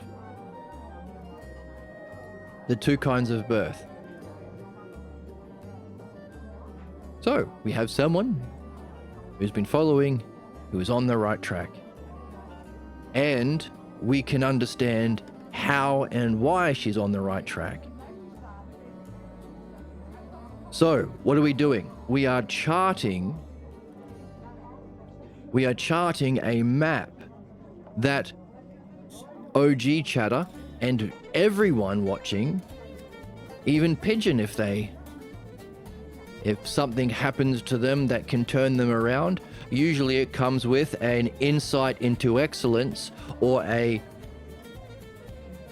urgent problem that they can't solve. Now, what we've been reading, sometimes you can get that insight through drugs, and let's hope it doesn't take a urgent problem for you to wake up and start learning about your problem. Sometimes a nightmare. Pay attention to your dreams. Get that urgent problem in a nightmare, not in your everyday world. Save yourself some hassle. So what are we doing? So even everyone ideally, can map the learning process. Understand what wisdom is and map out the journey that OG Chatter is following using the metaphor of giving birth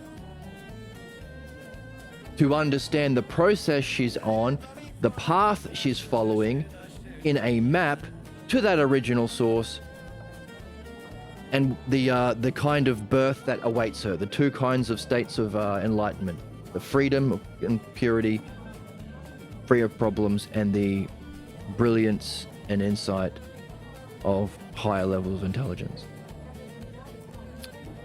In the text, what did Joseph call that kind of map? Wisdom tradition. We are recreating the wisdom tradition. That's how we know it's true. We are reinventing Socrates. Because it's just there to be seen. So, we might want a name for our wisdom tradition. We can call it Philodianoia, considering how annoying it is to use the word philosophy, considering its misuse. The exact opposite of philosophy, academics call philosophers, and we get... So it's pumping out, just as our universities are pumping out genociders and business bros who are killing the planet through their crypto bullshit, or scamming people through their business bullshit, or lying to people through their marketing bullshit, or putting people in prisons, in cells to be exploited by capitalists under slave labor with their legal bullshit. It's only doing harm. So too, our current academic systems, based on belief and not based on the color. Yes. Based on the pathologos, all of those based on the pathologos and not the logos or the self-logos.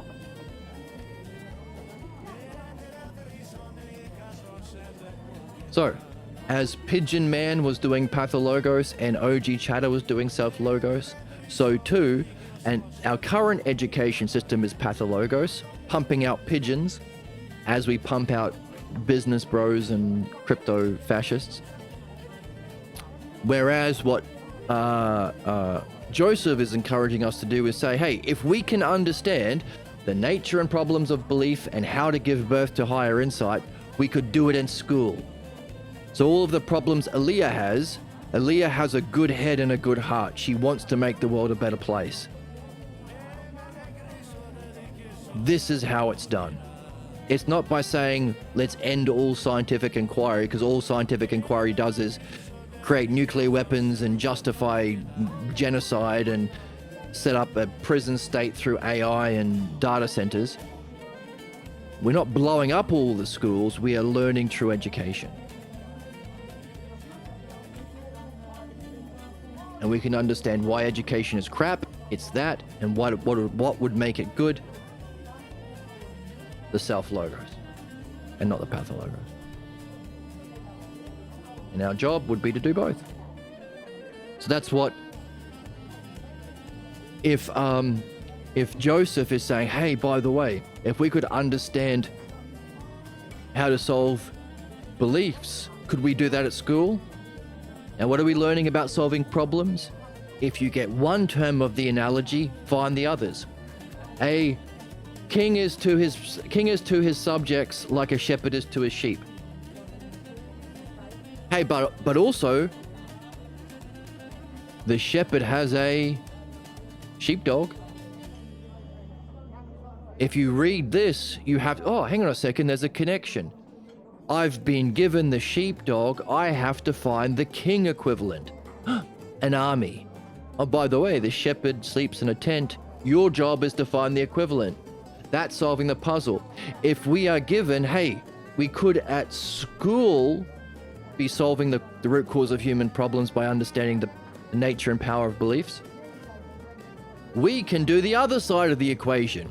So here's another level of providence. Because we've simplified it through understanding, curiosity, and dialectic, we can give birth to new insights, just as OG Chatter was herself in that state of mind, giving birth to insights about her puzzle. So, couldn't we also teach excellence at school? Would we be therefore doing both parts of what we're here to do as human beings? Now, what we're reading is, Joseph is calling giving birth to this question and nurturing it over a period of time till you're ready to give birth is philosophical pregnancy. Can we also do the other half and recognize, hey, hasn't OG Chatter been doing a similar thing with her problem? Therefore, are there two kinds of questions?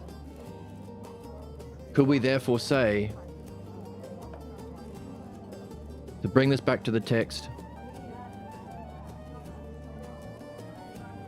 both of these can be understood as, zoom in a bit, as philosophical pregnancy,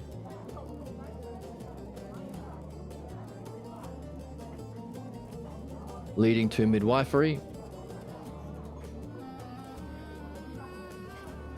leading to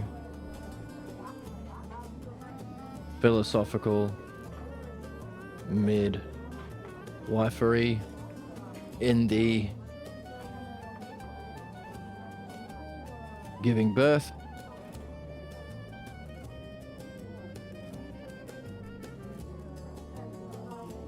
And could we therefore be doing both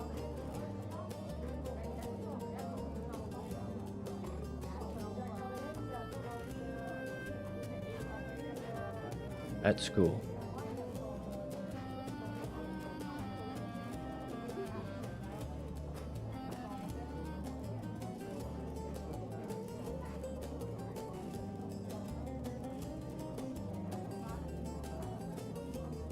Is this true education? Education at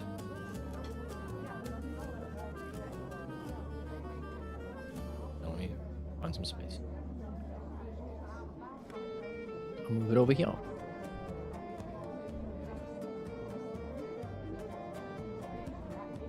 No, not that color. What color? What color? Green.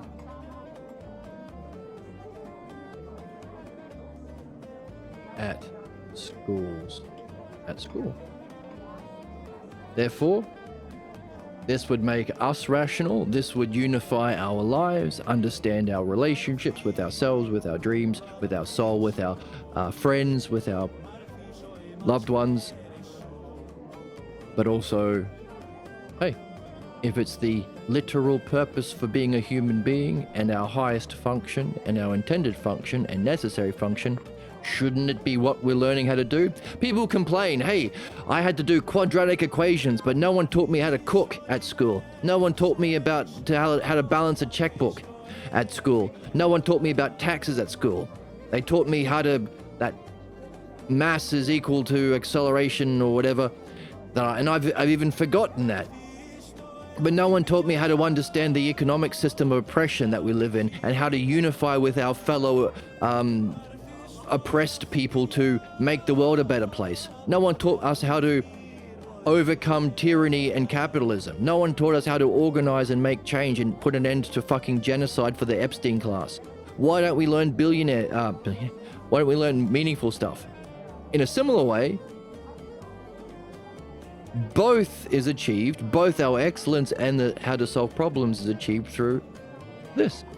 Therefore, if this is what we're supposed to be doing as human beings, and we're experiencing the horrific injustice and devastating effects of not doing it in every possible way, in every element of human society, in every kind of human relationship that lacks this, shouldn't we be learning it at school?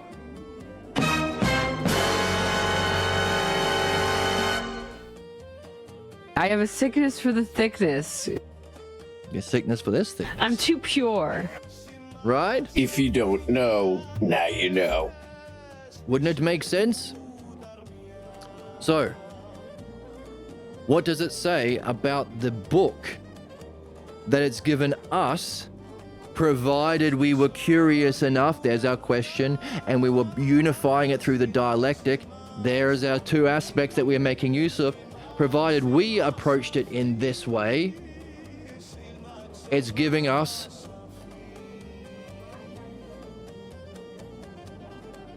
the nature of the wisdom tradition, which it has defined, and how to fix our educational system. Giving us enough to solve the puzzle or get its providence, provided we did it ourselves. What kind of a book is this then? A banger?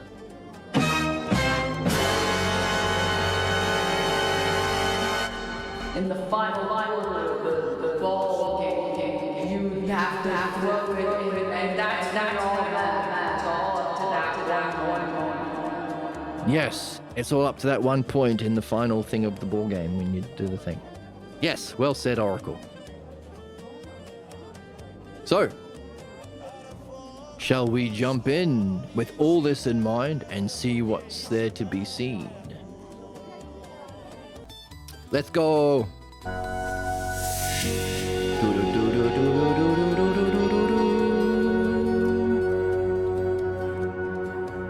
Aaliyah to greet us. Okay, everything in mind, let's go through part 3 from the beginning because we're only a little bit in. So, Harry isn't interested in. It is what it is, says Harry. By the way, to say it is what it is a claim about knowledge. To make a claim about knowledge is philosophy.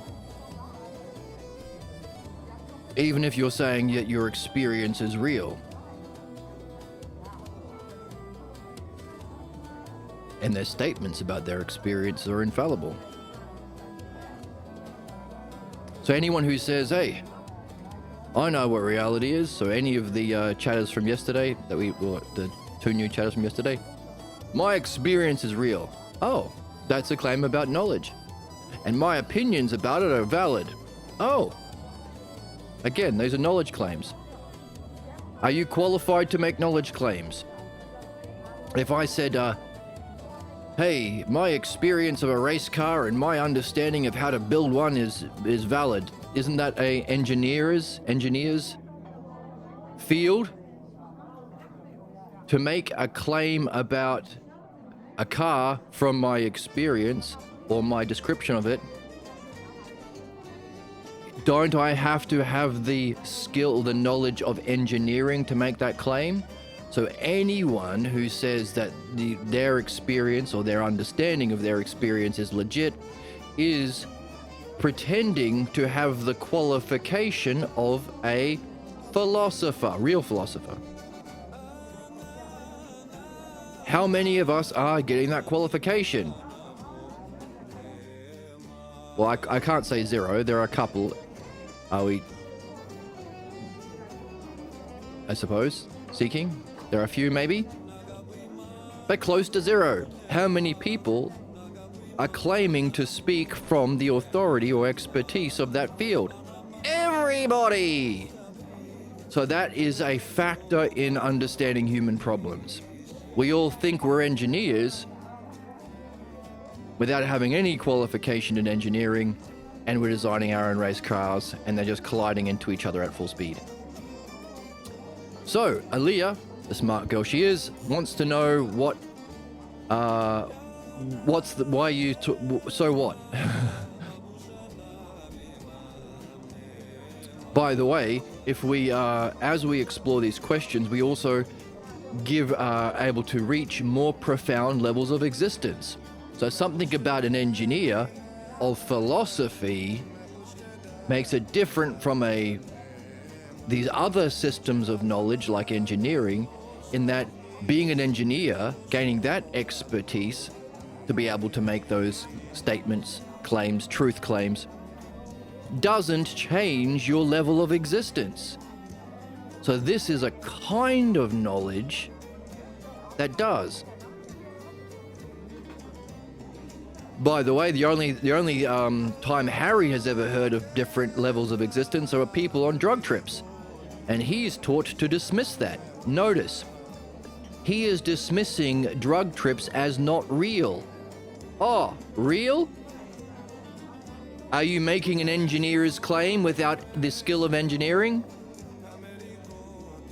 anyone who dismisses drug experiences as not real are claiming to speak from the role of a philosopher, someone who knows what is real or knowable. Knowledge. The fancy word for those two things are epistemology, knowing what do we know, and ontology. Epistemology and ontology. Ontology means what is, what's real. And the two go together. Because to know reality, to know what's knowable, the object of knowing. Anyway, so the what you know, ontology, the act of knowing, epistemology. Do I use those words if you want to impress your friends? I don't use those words actually, because the people who have some familiarity with it will be the pigeons from academic philosophy. You don't want to throw breadcrumbs for them around. Okay. Not all, of course. Harry says phooey to higher levels of existence.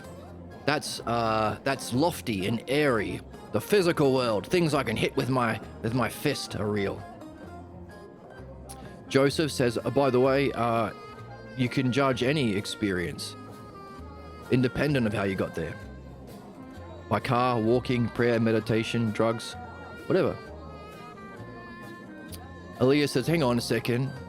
Just as all Harry knows about drugs is from his physical world experience and ignorance, all I know about knowledge is from my physical world experience. The people in academia are pumping out bankers and nuclear weapon manufacturers and AI slop data centers. And in other words, they're just destroying us and the environment. We should put our minds on saving our planet and protecting the environment. If we do that and achieve peace, it will end the arms race. And if we end the arms race, it'll put an end to most scientific projects. Most scientific projects are about a fucking arms race. Isn't that nuts? So notice how Pigeon Boy yesterday, all he would do is fight. All he learnt about in school and philosophy is how to fight with debate bullshit. Let's be honest, debate weirdo. Debate weirdo stuff. The entirety of humanity is the exact same thing, only on a higher scale. Imagine if he wasn't just fighting me, but anyone who questions his dumb, stupid fucking ignorance. Whatever it was. Don't know what it is for him, but everyone has it. He would need more than a keyboard and some insults, wouldn't he? He might need some nukes. Oh, but those guys are also pigeons, thinking that the world is about fighting for your own beliefs and interpretation. They might need some nuclear weapons too. The arms race. So, as above, so below. Microcosm, macrocosm. As in the individual, so too with the society, only with greater stakes. So if we find peace, we'll put an end to all of the scientific projects, most of them. Scientific knowledge, weapons for war, and the destruction of the environment go together. So I find that kind of shit boring. I took math and science classes and got good grades, but when I look back on it, all I can say is that science discovers some interesting patterns, but all it really does is find the nuts and bolts that tie stuff together. Materialism. At no point does a scientist ever ask, is it good to dig up nuclear material? Is it unifying and moral to build nuclear weapons, to have these institutions exist? Is it good to have a banking system based on exploitation? Is it good to have private ownership of public goods? Is it good to have landlords and corporations that own all the houses while people sleep on the street and die? Never do they ever ask those questions. And for those who want to ask those questions, they have bullshit philosophy, philodoxia. Well, Kant said, actually, and then Hegel said, maybe, and then Nietzsche said, but who knows? I guess we do nothing. Oh well. More nukes for Israel, I suppose. Oh well. More billions of dollars for the Epstein class. Oh well. More genocide for those poor children. Oh well. Modern philosophy. They sound like that, all of them. They sound like this. I do accents sometimes. This is why I love this channel, man. Yeah, because I do funny accents. I would scoop the moon in a cup Thank you. for you. Yes. Well, that's how good the accent was. That's funny. Thank you, Emma. It was very funny. Thank you. So, nuts and bolts. So what? That's not enough for me, says Leah. And if you think I'm off base, please tell me. Oh, good response. Now, Joseph said, I'm not interested in those particulars. I want to go to the origin. And what I'm puzzled about is the issues concerning the origin of belief. Oh. In other words, he is, just as we saw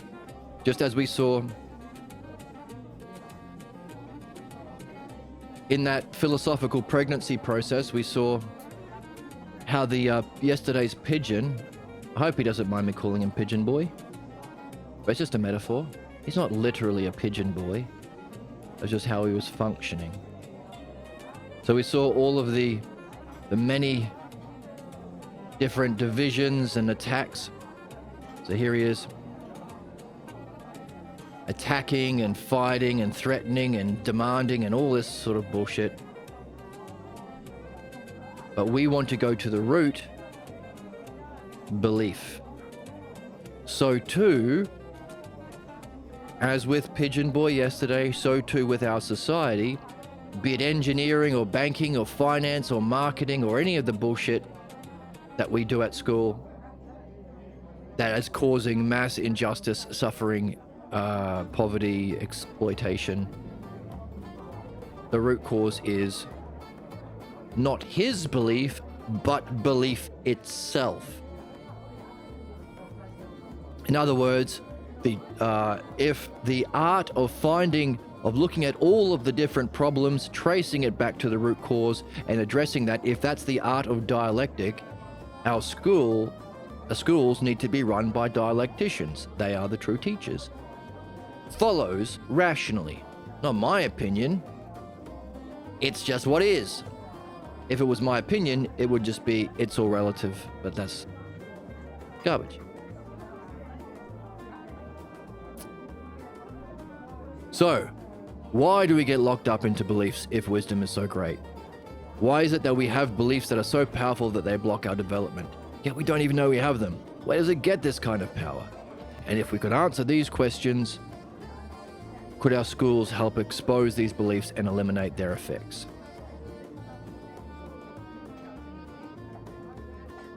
Well, what do you think? I would say yes. I would say absolutely and necessarily. You can only have so many pigeons with nuclear weapons for so long before the whole species goes extinct. There are many species who have gone extinct. Guess who's next on the chopping block?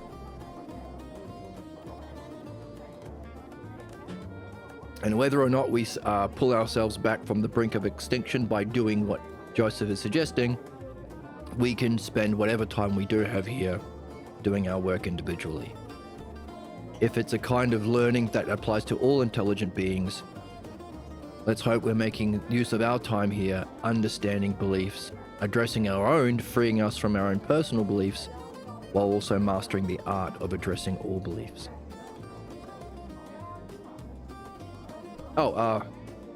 Sorry. Not just beliefs, but also same thing. Giving birth to our highest understanding and insight while learning how to do it for all beings at all times, in all galaxies, in all dimensions.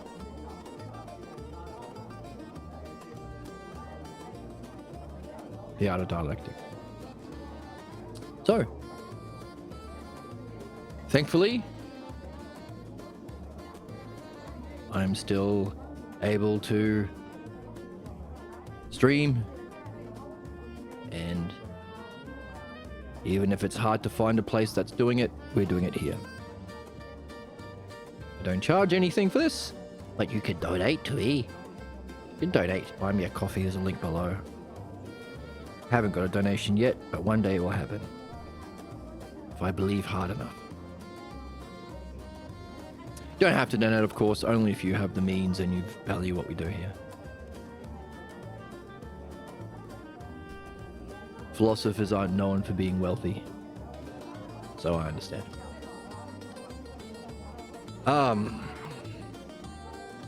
So, oh Jesus, so all these questions about beliefs, that's what you guys do? Nope, there are other ones. There are other questions we have as well. We have been putting the two together, but Joseph seems to be making a distinction. There are other questions more complex and more interesting than the problems or the nature of beliefs. Like what? Like whether knowledge is one or many. And if many, does it admit for different kinds of knowledge? What were we just using? We were just pointing to the engineer building a race car. Someone who claims to know about race cars without any knowledge of the field is being an idiot. Who's going to crash the car. So too, people who say, I know what reality is, I know what knowledge is, it's the physical world and my opinions, it's just common sense, bro. I learned it in the world of the school of hard knocks. These are claims about reality and knowledge. That's the field of philosophy. Are they philosophers? Almost certainly not.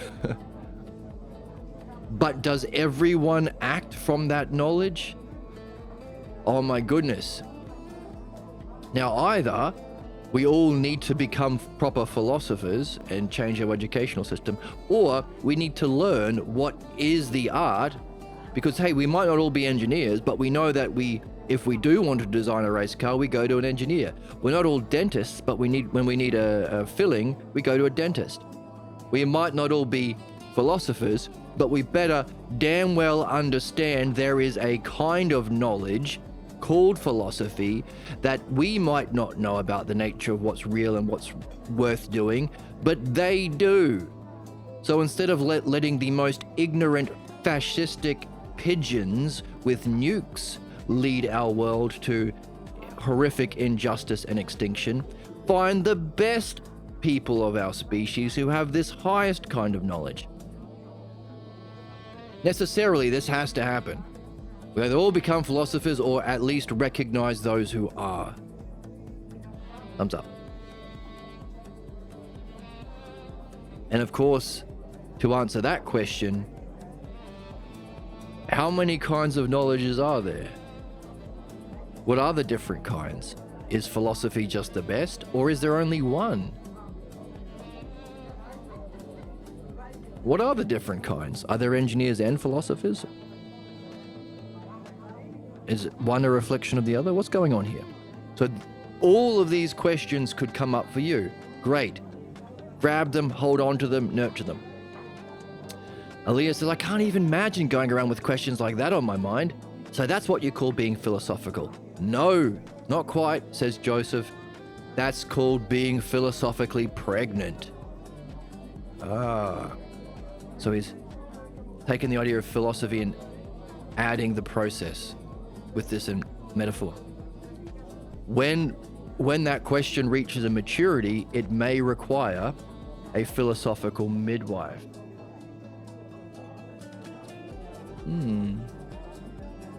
Different model of education. Someone who can nurture the development of a question for the philosophically pregnant and then deliver the idea.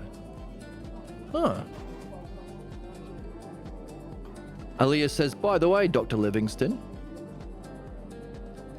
will you lead us to the discovery of what philosophical midwifery is and give us signs of being pregnant?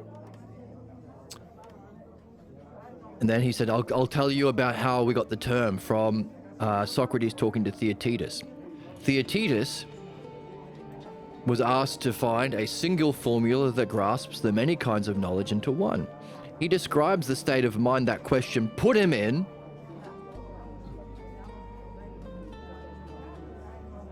The question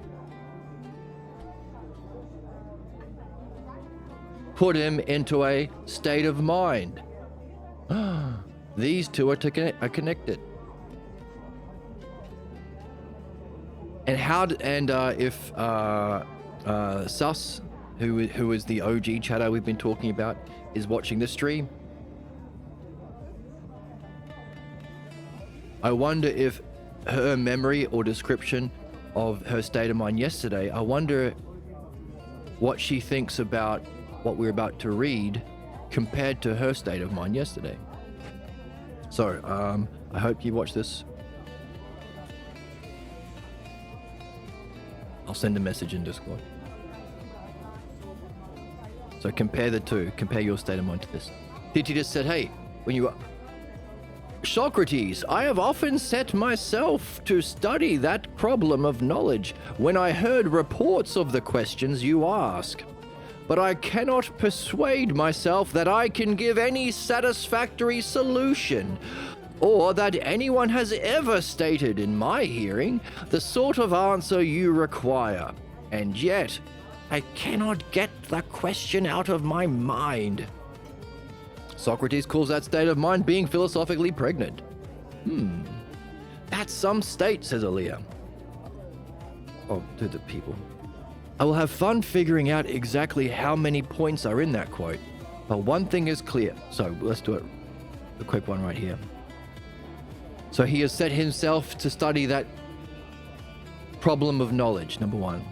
He's heard reports of the questions that Socrates and we, I suppose, would ask. He cannot persuade himself. So there's some sort of persuasive element going on. That I can give any satisfactory solution. So he's after a satisfactory solution, and that will persuade him.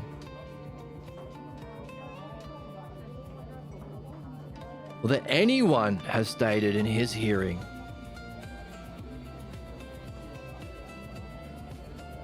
the kind of answer you require. So, there's a kind of answer that would satisfy this kind of question. So this is the issue with belief. Some people say, hey, give me some advice. And usually my advice is don't ask for advice. But of course, that would be an advice. So that doesn't work either. But if we understand why advice is silly, it doesn't persuade you. Anyone's beliefs or opinions don't persuade you. You have to follow the reasoning yourself and come to the conclusion yourself and apply it yourself. It's just someone else's belief.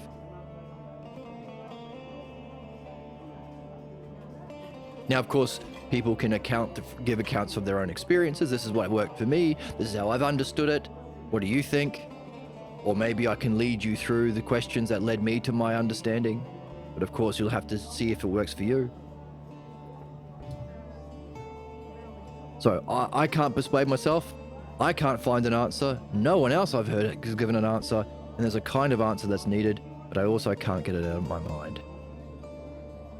Aaliyah says, thanks, that's some state. I'll have fun figuring out exactly how many points are in that quote. But one thing is clear enough. Theaetetus doesn't have the question has him.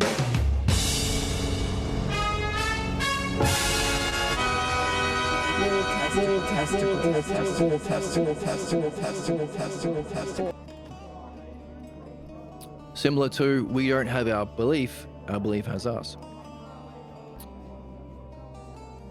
Also, neither Harry nor I have been pregnant like that. So maybe in the sequel that you write, they will have a different relationship, or maybe you can ship Aaliyah with someone like Joseph, maybe. That's where my vote goes. As a matter of fact, I doubt I've ever met anyone pregnant in that sense of the word. How do you figure that? Somehow we've lost something, haven't we? Well, Aaliyah, that's not an easy one to answer, says Joseph. I think we have been convinced that there are narrow limits to what we can know.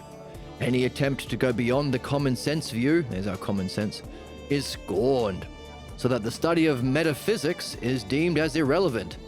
Common sense, physical sense. Metaphysics, what controls the physical world, the structure of the physical world, human development within the physical world, which is all non-physical principles, forces, and axioms that have scope.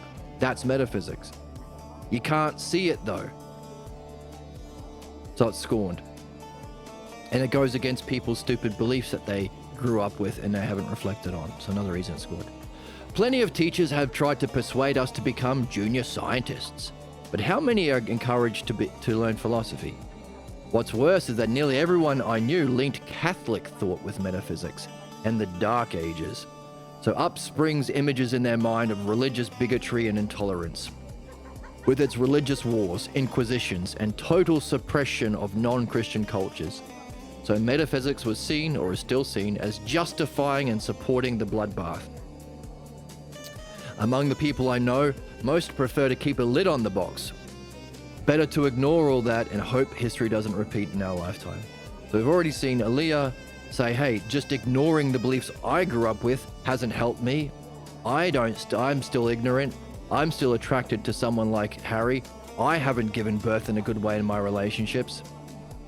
I better understand my Christian beliefs in the way that we've been given tools on how to do that, so I can free myself from its effects. Can't just ignore it and hope history won't repeat.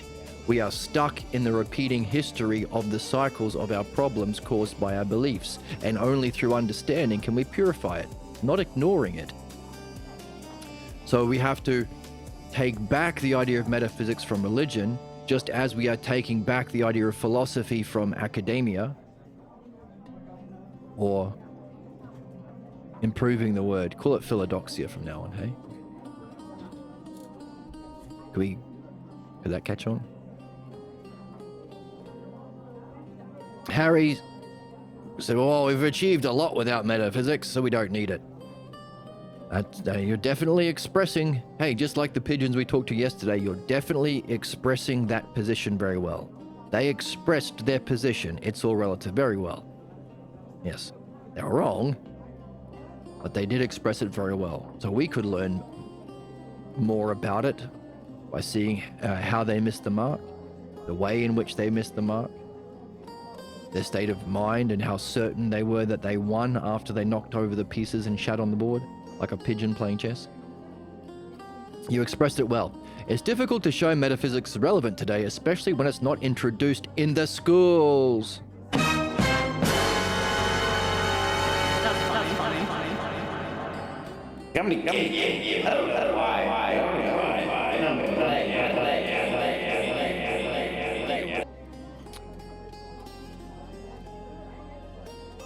So the vacuum of not teaching actual metaphysics, philosophy, and knowledge at school creates a easy victory for pragmatism and skepticism.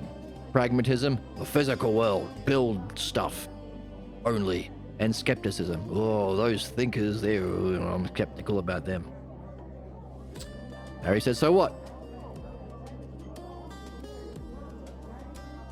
So what if all these ideas that apply to... So what if these are ideas that apply to everything? All I get is a lecture on history. Okay, I'll be history's defender. Christianity was merely a reflection of the corrupt historical period it was a part. So as a Christian, you do hear this a lot from Christians. It's not the religion that's bad, it's man that corrupted it. The Bible is good, actually. It's just man who did it. Christianity, killing everyone and making everything terrible in the Dark Ages, that's not Christianity. It's just the context. It's the history. It's the culture. God was good always. It's just man who's flawed. So, of course, absolute garbage, but you hear it a lot. Because that's the role of the religious person, to come up with their own interpretation or stories to save the false, archaic, old beliefs from old ages of ignorance that they don't understand, that they just were born into. Loyal foot soldier under that banner of their birth. And you can only save it through lying. Hermeneutics, it's called. Making up stories to save the bullshit that you were born into. Why? That's dumb.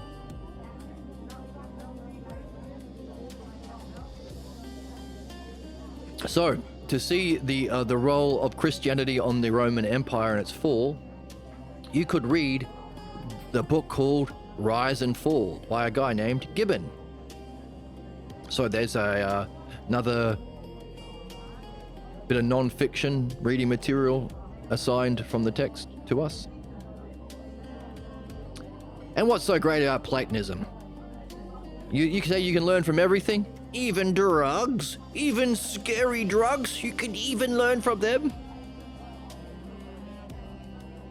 Maybe Christianity did bring about the fall of Rome. For all I know, maybe it did. But I bet if we both fall, it'll be because people are hooked on dope.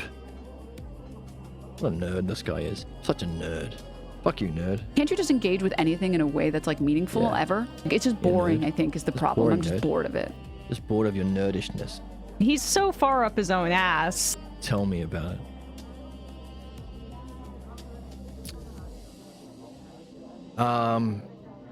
And I know some guys who got hooked on dope, and they're sad husks of a man. Okay, so let's. So Joseph says, let me first address what Platonism is. Wisdom traditions function in a special way. They furnish us with maps for reaching and integrating the most profound levels of experience. Is that what we have been doing today? Have we been rediscovering the wisdom tradition of the Logos? Right. There's a map that we can all follow, and we saw play out, and even Sus, the OG chatter, can, as she's going through it, she can learn the map that she's following. Maybe even learning that map is necessary as part of that development. So reaching profound levels of experience and integrating it in your state of being or level of existence. Buddhism, Hinduism, and the other traditions served that purpose in the East, while the Platonic tradition served that purpose in the West. Platonic philosophy is the spiritual tradition of the West, our birthright, and therefore its destruction in the Dark Ages, caused by Emperor Fuckface McGee, Emperor Justinian, and the introduction of Christianity. Great betrayal against our birthright. If you ever decide to do it, and by that I mean practice Platonic philosophy, you will soon discover a need for something like a map to chart your... Oh, there we go. She will need a map. To chart your direction and progress. And the contemplative path of the Platonic tradition expresses itself through metaphysics. So that too has to be mastered. The real challenge is to master, teach, and add to it. So metaphysics, the study of what's above the green line. So we talk about crossing the green line from human folly, ignorance, it's all personal, it's all relative, beliefs, from the physical world of perception, crossing the green line, into knowing, understanding, ousia and logos, those two things we've been saying that we have to make use of, crossing the green line. So we can see there's that one kind of question above the green line that we use ousia and logos through questions and dialectic to nurture the pregnancy of. And another question, what's my own personal beliefs? That we become curious and use the dialectic to explore. And we had our friend doing that yesterday. So, can this serve as a map? along with the other ones that we've been building on this board? Do we have a lovely, colorful board of the wisdom tradition? Is that what we've been drawing this whole time, the wisdom tradition? I use the word "the" because it's, well, if we discovered it ourselves, then it's there to be seen. Not it's not personal.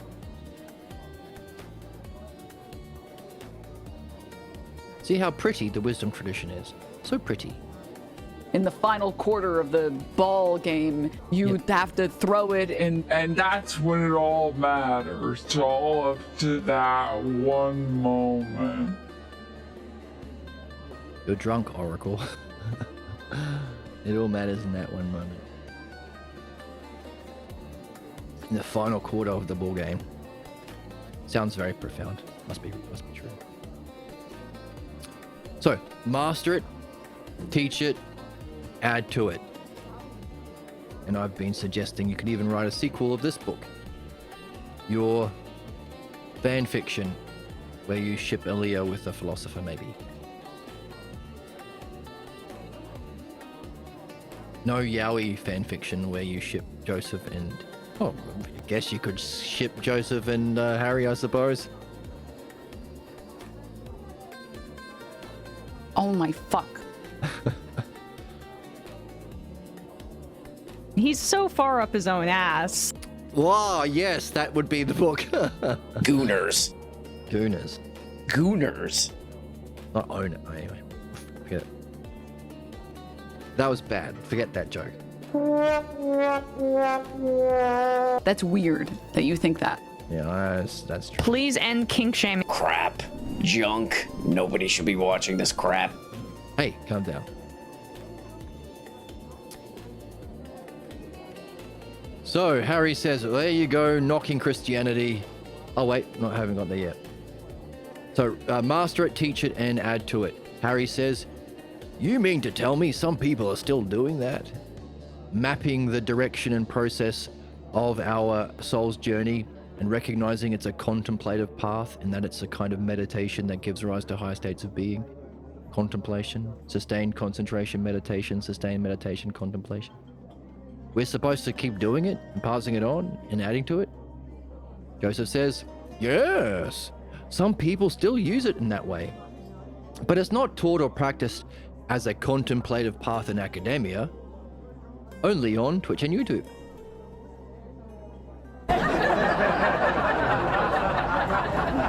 I have a sickness for the thickness. We all do. Oh, very handsome and or pretty. Exactly. Common sense, pragmatism, and Christianity was and still is hostile to the wisdom traditions, and we could finish that sentence for him. And therefore, as common sense, pragmatism, and Christianity is used by the belief-based systems of the tyrants in power in conservative politics, religion, Christianity, and capitalist oppression. Yes, they're hostile to the true wisdom traditions. That might be why they have a stranglehold on modern academia, on what we learn in schools. How many economists are taught to question capitalism? Big fat zero. How many lawyers are taught to question the punitive justice system? How many academic philosophers are taught real philosophy? Why? It would challenge the systems of injustice and oppression and help everyone. We can't have that. Because the pigeons would have to learn how to play chess. Imagine if the pigeons would have to learn how to play chess. They couldn't just call themselves. They couldn't just invent a Nobel Peace Prize and decide, I win it, like Donald Trump. Or declare, well, I've decided we are the most moral army, says Netanyahu about his genociding Israeli military. You can't just shit on the board, knock over the pieces, and pretend you're a grandmaster of chess. You'd have to actually do your fucking job as a human being and have fun enjoying the process of learning and developing meaningful relationships where you can develop pregnancies of this kind. Oh no, what a tragedy. We'd all be having fun and living together in harmony and having a fucking fantastic time. We can't have that. We must have a billionaire Epstein class. So, but that, he didn't say all that. That was interrupt, but we can finish that sentence for him. Harry interrupts by saying, "There you go again, knocking Christianity. I knew you had fooled around with Buddhism. Wait a minute. You know what you are. You're a relic from the past. That's what. You're a pagan.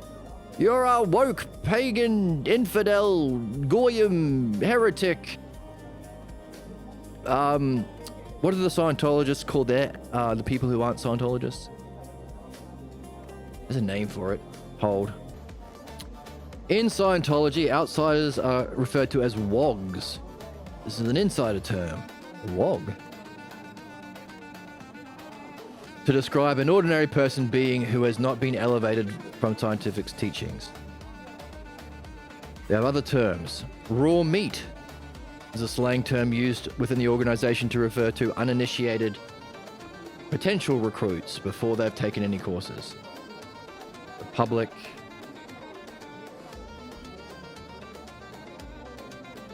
who have not been employed by the Church of Scientology, but they are paying to take part in auditing. Oh, suppressive person was the... So that wacky video of Tom Cruise keeps talking about SPs. Yeah, I know SPs. There are SPs everywhere. Suppressive person. A term for a person who actively opposes or attacks Scientology. So the point is, all of these belief-based groups have a word to dehumanize and designate as a target of violence and anger and sadism, someone who's an outgroup member. Whether it's a Jew calling someone a goyim, a Muslim calling someone an infidel, a Christian calling someone a heretic, or a MAGA calling someone a woke, or a Scientologist calling someone an SP. Exact same script. Are you bored yet? Are you bored? Is it just the same thing over and over again? Belief-based, ignorant people cosplaying a Noah. All they can do is cruelty and with smugness, certainty and sadism. Think their group is the chosen people. No justification. It's just a belief. It's just make 'em up bullshit. Often inherited from the past. So all they can do is cruelty and they have a name to designate the target. Boring yet? Are we over it? Are we tired of this shit? Can't we just love understanding? Wouldn't that be neat?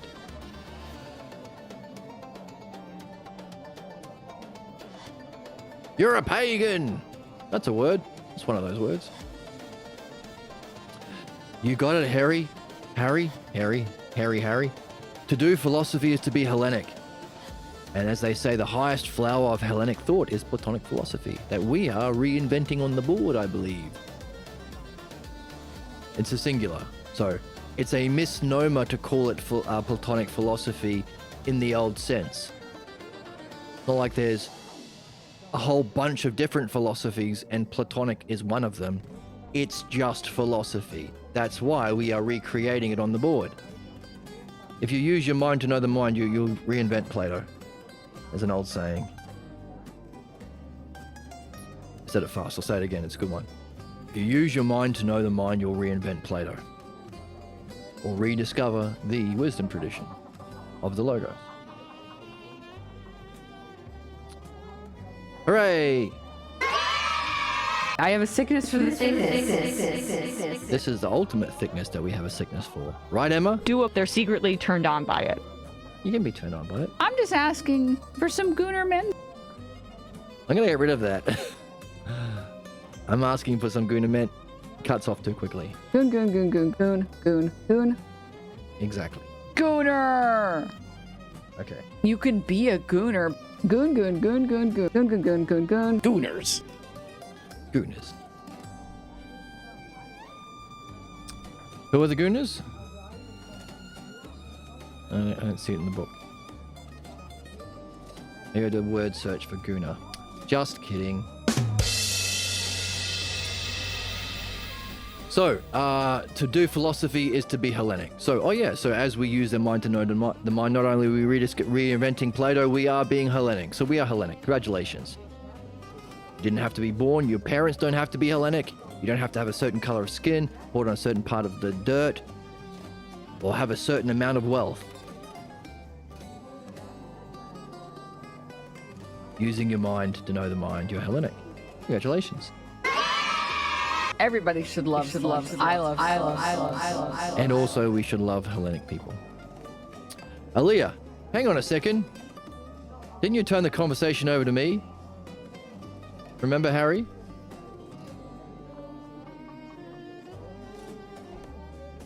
All right, we'll finish it. Harry says, hang on a second. You know how I've been expressing myself through certainty and cruelty and sadism and dismissing anyone who learns from drug experiences as a dope head and a husk of a person? I still want to keep talking about it. It's almost as though when you are a believer, you are only allowed to express what you're interested in through the language of that belief. So because it's wrong to be gay in many Christian groups, but those people who are curious about homosexuality can talk about it every minute of their day, so long as it's condemning them to hell. Oh, and then they're secretly on Grindr. Right? All of the right-wingers are like, we have to protect the children from the trans people. Oh, and you're all in the Epstein files. Funny that. You can talk about the thing you're interested in so long as it's a certain way. And the taboo that he's interested in within his group is drugs are bad. But he's actually curious. So maybe there's something interesting we can learn as a dialectician. The patience and maybe the knowledge of Joseph to keep allowing Harry to talk about drugs even though he's being a dick about it. Because maybe Joseph recognized it's because he's interested in it. Right? How many modern incels go on and on and on about trans people? It's because they're interested. How many, again, let's go after the incels again. Incels are like, This video game, it's woke. Cause the main character's boobies are not big enough. She must have bigger boobies. Women suck. We hate women, don't we, guys? Yes, women suck. Women, the boobies are not big enough. they're interested in women and boobies. Only the acceptable way of talking about it within their group is as the knower. They don't know shit about women because they're incels. What do people do when they don't know a subject but want to pretend to be an expert? You can't do anything good. That requires knowledge. You only can do bad happen. No good can happen, only bad can happen. Only bad happen. That's why they're all women-hating incel freaks. Believers want to be the knower, but they don't overcome their, what's the word in the text?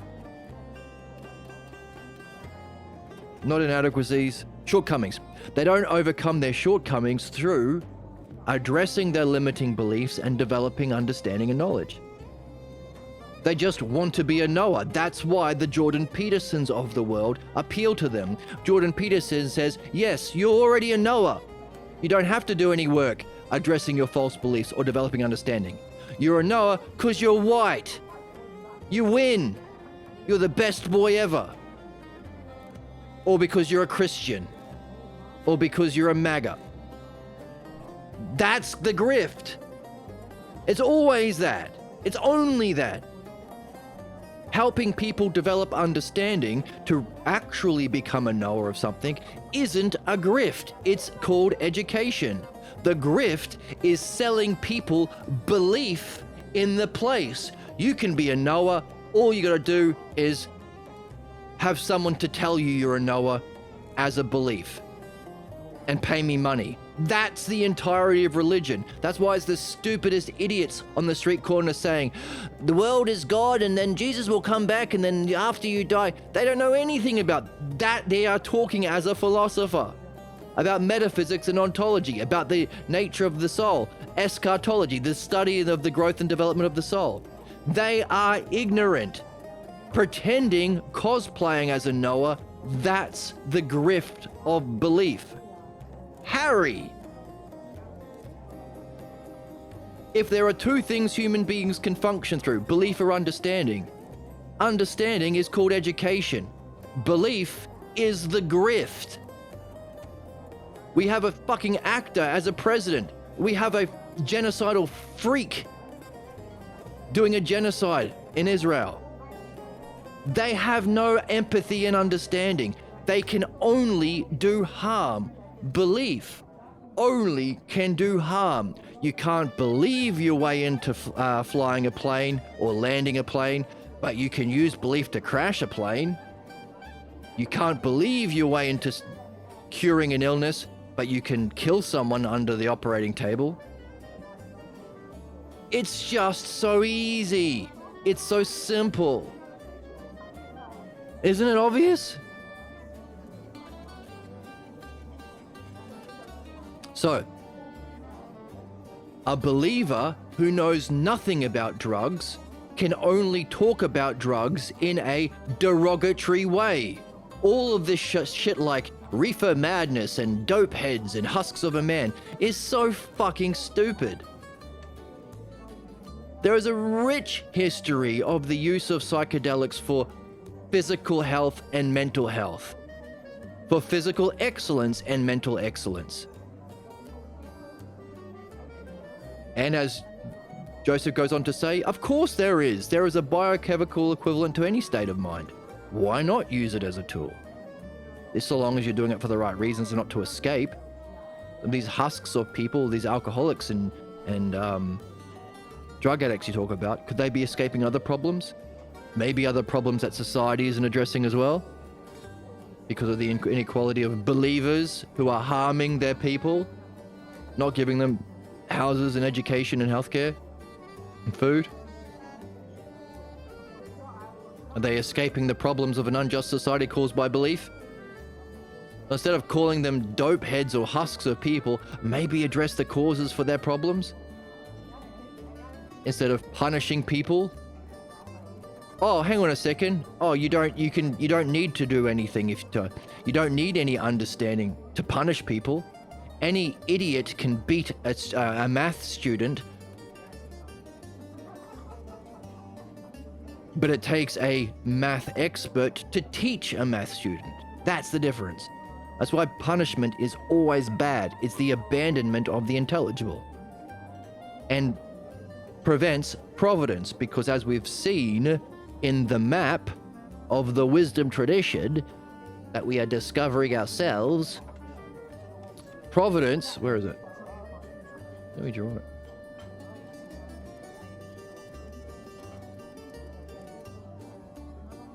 What? There is it. Where did I draw it? On the board. Oh, it's all the way up here. Providence, goodness, actually helping somebody is the result of understanding and curiosity, questions and dialectic.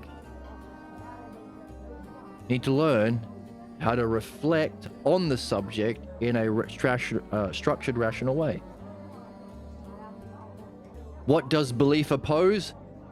This. No higher experiences. That's just if you're a dope fiend. No understanding. That's if you're a heretic.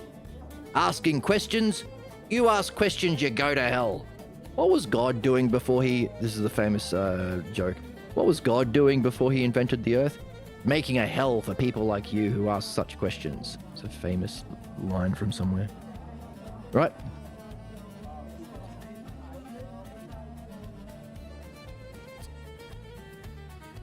So, something to keep in mind. Because people stuck in beliefs interpret, they project. So maybe we don't have to take it personally when these belief-entrenched NPC zombies are abusing, fixated on something in abuse. Maybe we can say, oh, you're just curious about it. You're just stuck in your belief, and the only way you can talk about your interest is in this belief-based way. This abusive way, punishing way.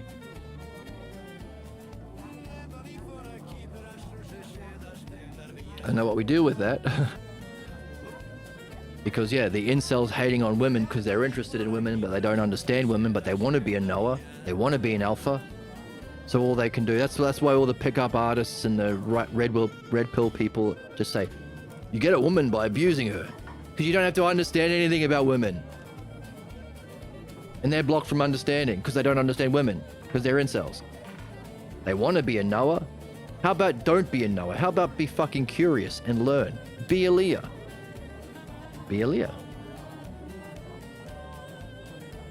Anyway. For our purposes as a dialectician, we are seeing Joseph being patient with Harry, abusing what he doesn't understand because he wants to be a Noah, and that's the acceptable language to talk about drugs as a Christian. But he is curious. So Leah's like, Leah's like, Harry, didn't you say it was my turn? I was the one in the discussion. Why are you jumping in so much? Just to berate drugs over and over? We've heard your point. How often do you want to make the point that drugs are bad? You're not even the one you've given the conversation to me. Harry says, well, yeah, of course, I couldn't be more than pleased to turn it over to you, actually. I didn't get one lecture from Joseph, I got two, ha ha ha. But can I get a third? You're a dick for giving me a lecture. Two of them, in fact. But I want some of that dick. Can you give me a third? I can only be abusive, but actually I'm curious.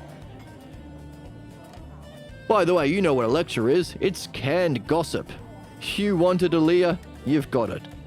But first, Joseph, just you owe me one, I think. What do you say about drugs? He has to go through this big charade. His role, his family and cultural belief role.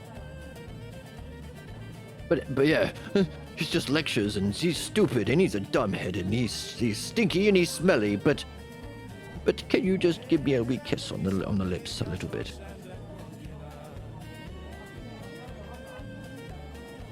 Gay people, oh, it's the worst and they're all going to hell.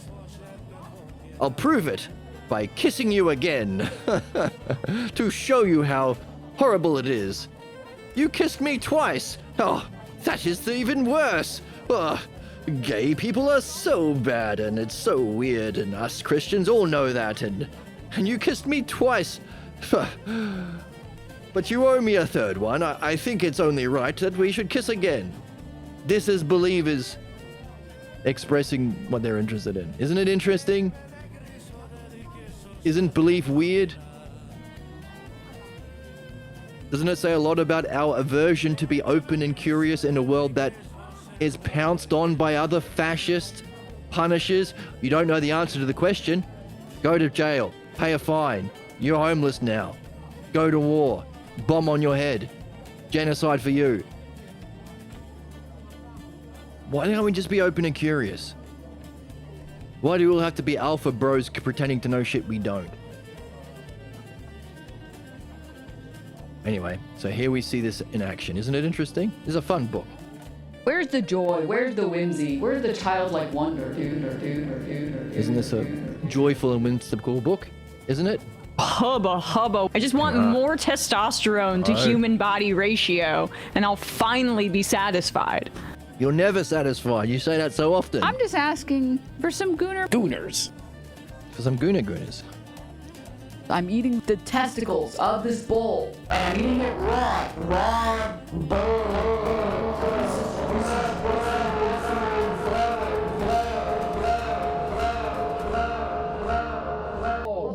That will give you a good testosterone to body ratio, Emma.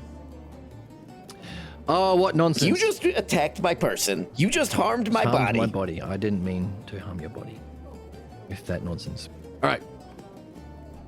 But first, Joseph, just give me one more little lecture that I've been slandering you about. What do you say about drugs and acid? Oh, curious, are we? Good thing that our dialectician maybe recognizes that he is trying to express what he's curious about, stuck within his belief-based role that he grew up in and learned from a young age. So, and has patience to allow him to go through this bullshit and finally get to his question. So, interesting. Can we learn from that? Can we have fun, not take things personally, maybe sometimes? Be patient with some people and with a smile if we see what's going on. I don't know the answer to any of these questions. But it is curious, isn't it? Joseph says, I'll tell you what I've heard and what I think. First, before LSD, people didn't believe there was anything to mysticism. Most thought it was just a fantasy trip. Well, acid changed all that. Now, we know that if you want to risk it, and I do say risk it, at least do it for the highest reasons and do it in the best way. That's the sum of the wisdom that I've heard. But for me, I'd say technology turns out dream products. The drug trade is the result of chemistry. You can't be separated from that. If you have one, you'll have the other. It's here to stay. You can't, all drugs are bad and prohibition your way out of it. It's here to stay because we have an understanding of chemistry. People are going to risk it. Some for good reasons, others for escape. That's obvious, right? So two kinds of people. Similar to what we're seeing. The two aspects of the... Anyway. Interesting. Some for good reasons, others for escape. That's obvious, right? Obvious. But for me, let me say that there is likely to be a biochemical correlate to every state of mind. So maybe one day we'll be able to match each with each. Wouldn't that be interesting? But by the way, is that what we do with medicine? We want to promote the body's natural healing process, but we recognize that as the body goes through its own intelligence of healing itself, there is a biochemical equivalent that we can use pharmaceutical drugs to facilitate. We can improve the body's healing of itself through medical drugs. Speed up the process, initiate the process. They're here to say. Now you do have the absolute weirdo freaks like the Trump administration and RFK Jr. who are saying things like, no more subsidies to insulin.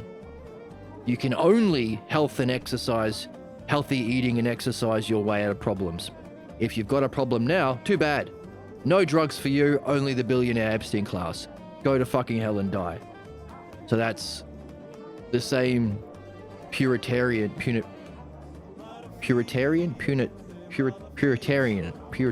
Oh, fuck. I don't think Puritarian is a word. I think it's just Puritan.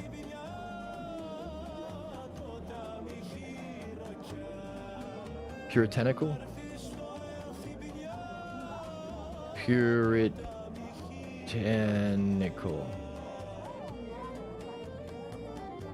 Yeah, puritanical. That's the word. Puritanical. Puritanical. That's what I was saying. Puritanical. But also... Bull testicles. Bull testicles. Bull testicles.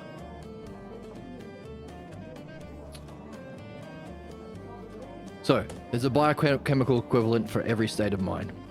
Maybe we can match the two together. But for all that, I suspect the cost of a perfect enlightenment pill, the most profoundly beautiful samadhi, let's find the definition of this word. Samadhi experience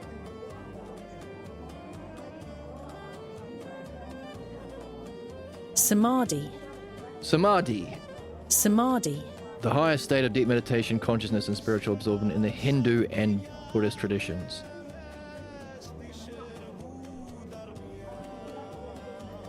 Maybe one day on the channel we can unpack the Buddhist terminology to nail down what Samadhi means. Next to the variants. Samadhi.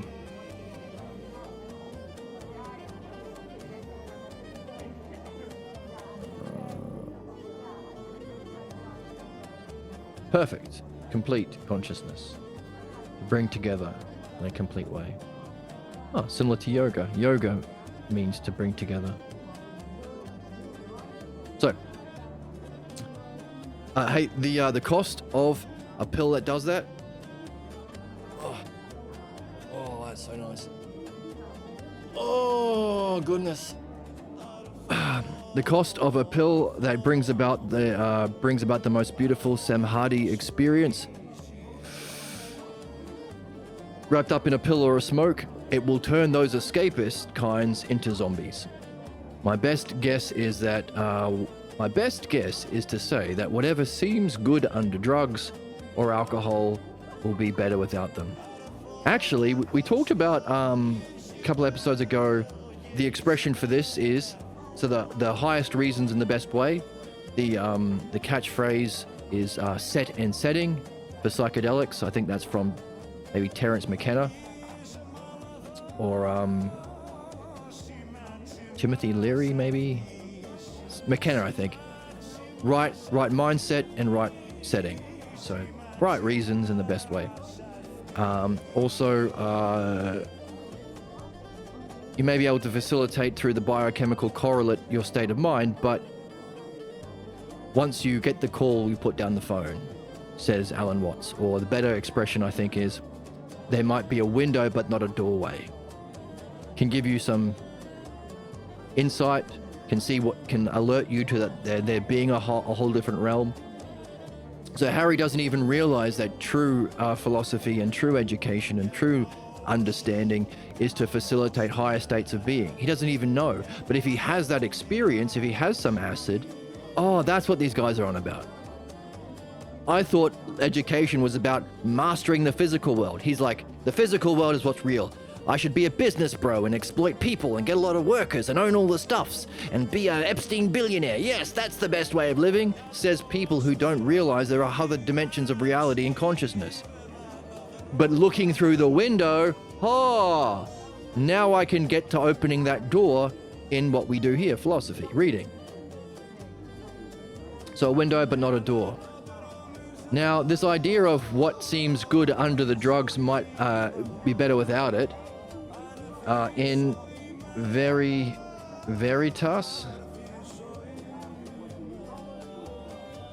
In Vino Veritas. In wine there is truth.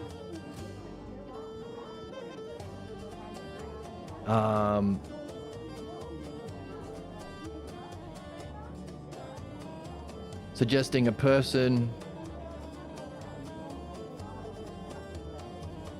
That's not the one I'm after, though.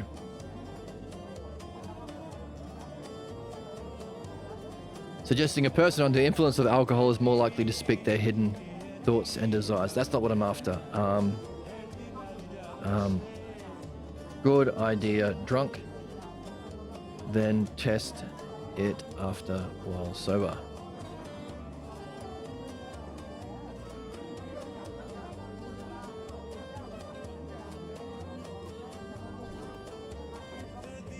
Expression. There's an expression for it.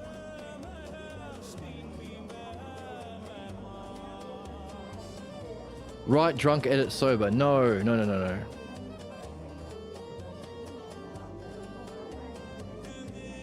That's similar to in Vino Veritas.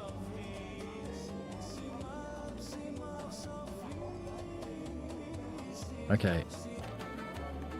It looks like there isn't... I think it is in Vino Veritas.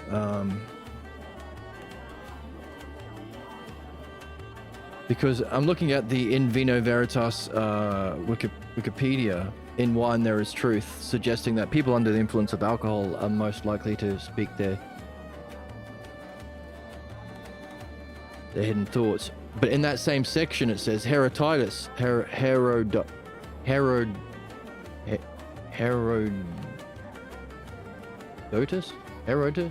do you say that?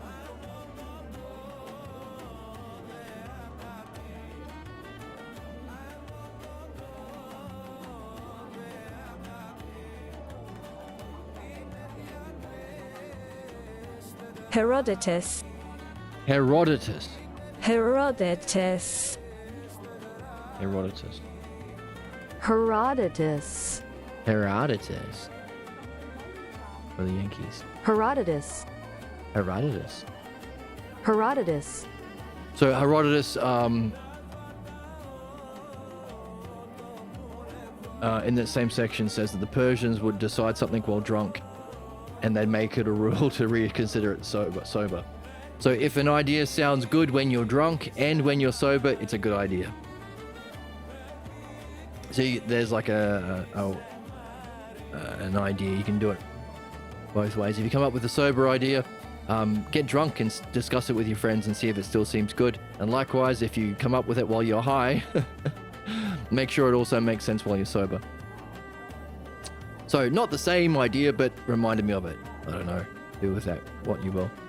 If it seems good while under the drugs or alcohol, it will be better without them. Because as we saw, the wisdom tradition is a map for experiencing and integrating. That's why it's ousia and logos. The experiences, the ousia, that's great, but it's the understanding that we apply to our experiences, however we got those higher states of mind, it's the understanding that lasts. And if we integrate it, it can be our state of being. That's our development, that's our integration, or our movement through providence that we have been discussing.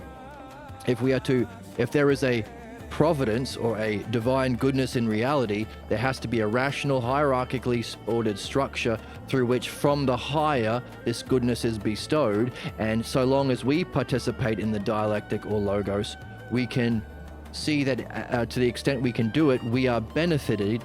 And to be benefited means to progress through a hierarchically ordered structure of goodness or reality, growth. And if a dialectician helps others go through that process, we are being like the divine or the self. We are being providential. Therefore, if you are interested in being good, your role would have to be master the dialectic and function as a dialectician.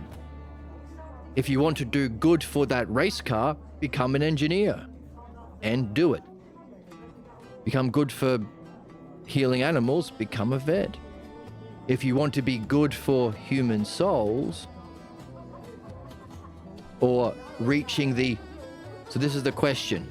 If veterinary medicine, engineering, race car making, if these are all specific knowledges, is there a higher kind of knowledge that stands apart as a one? That's the question that Joseph is giving us in the text, to define what it means to be philosophically pregnant. Because what we're saying is, hey, this principle of there being a goodness from someone higher to help the development of someone lesser works for doctors, works for vets, maybe even race car drivers, I suppose, race car manufacturers. How about mechanics? But is there a higher principle? Because for that bestowing of providence through intelligence and participating through meeting that intelligence yourself, if this applies to all of the many kinds, it itself as a higher principle, same as we've seen with all the many expressions of our problems have a root belief, all of the many expressions of knowledge, which is the other thing we're supposed to be doing, remember, it's both. So we can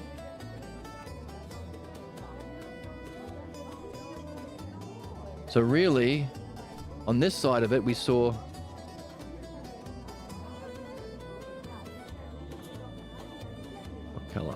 will stay with this color. He said, hey, Pigeon Boy was throwing out insults, was trying to do fights, was trying to distract, was trying to tone police, was trying to get me to get distracted by someone else. All of this stuff.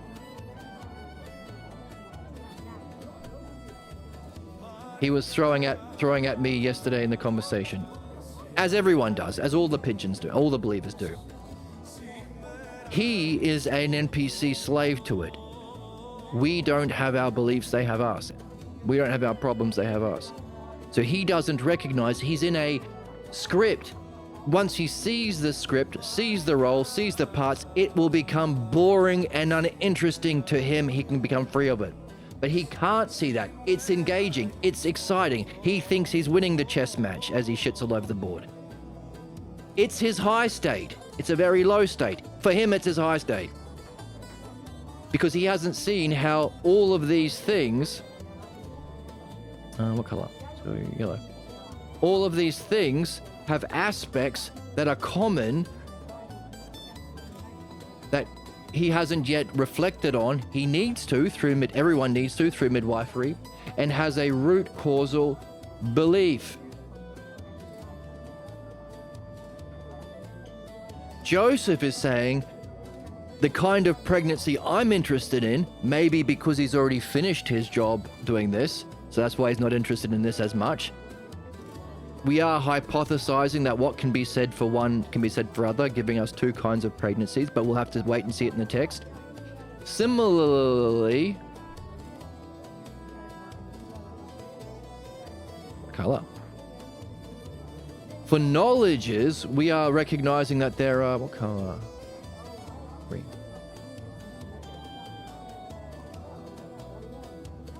Not that green. This green. That there are, is that the same color? Same color. This one. Hey, there's engineering. Being a mechanic, being a doctor, being a vet, being a pilot. All these things where there is somebody from a higher knowledge bestow. Right, one, two. Someone from a higher knowledge being able to bestow providence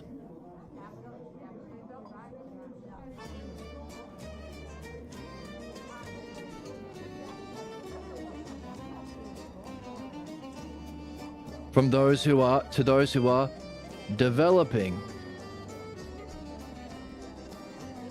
And those developing have to participate or match its rationality or the logos specific, the logos or dialectic specific to the knowledge.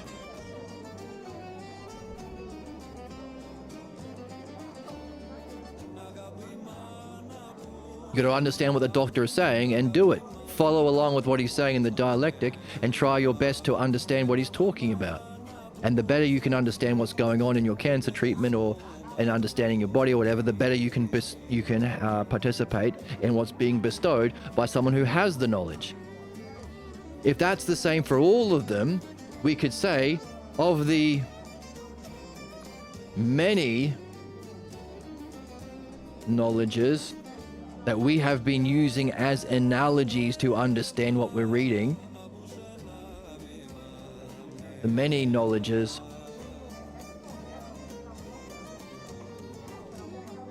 is there a one knowledge? Now we can say, well, there has to be at least this structure for it to be used in all of those different things, so at least this structure exists. But can we say that we are not talking, if we go from not the specific good of an engine or a puppy, but the good itself, could we recognize or wonder or give birth to a question we can nurture in our belly, in our minds, not our belly, knowledge, Can we give birth to a question about whether or not there is a single knowledge that stands apart from all of the lesser imitations or reflections? A higher knowledge of self that can bestow the providence of self to all selves who are developing through the mastery of the self, logos, or dialectic.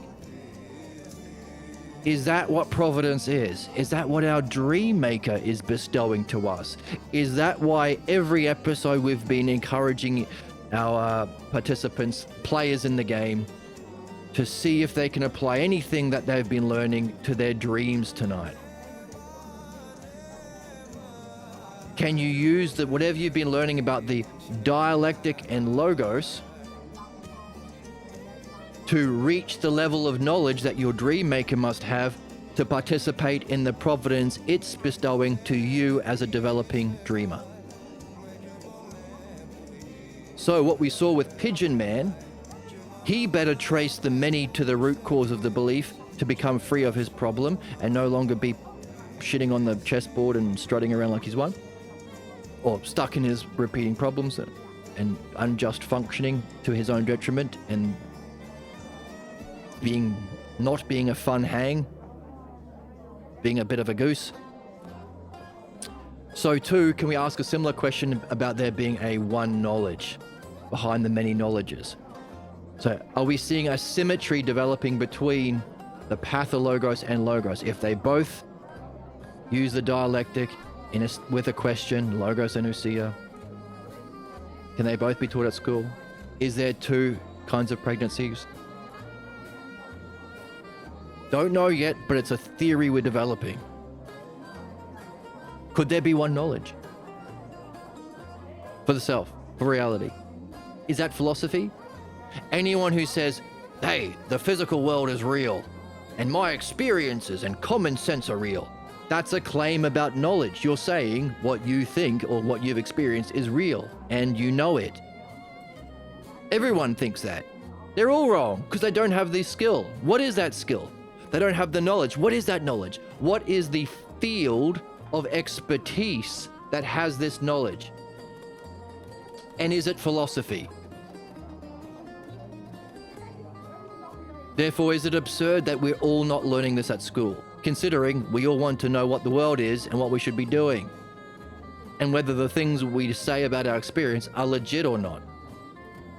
At least we should figure out what the field of this knowledge is and demand they become our leaders. Because these fuckfaces here, these pigeons that we are allowing to fuck everything up, are hurting everyone and destroying everything. We should at least find these people, have this question to say to help our world, and even better than that, to help yourself. Can you become such a person, ruling your own life and soul? Is that the question that Theaetetus is wondering about, that made him philosophically pregnant? Is that the question Joseph is offering us? Did we stumble across it on our own because it may have us?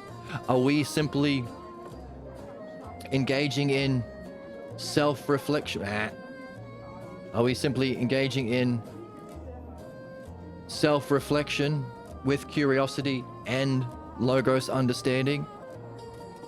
Are we creating the conditions for our participation in providence? In other words, the question has us. All we needed to do was put ourselves in a receptive position for its providence. Are we being impregnated by a higher kind of expertise and knowledge by wondering about this one knowledge that might be behind the many knowledges? Can we win doubly? Win. Or many times, because we've recognized that, hey, there's a similarity between this part of the game and that part of the game. We've been saying all the way through today's episode that you can't have one without the other. In which case, can we become curious about the one knowledge and curious about the one belief that we are here to remove? in the final quarter of the ball game, you have to throw it in, and that's when it all matters. It's all up to that one moment. Are we in the final quarter of the ball game that we have to throw it in? The more holes, the better. Throw it into the hole? This is why I love this channel, man. Yep. All right.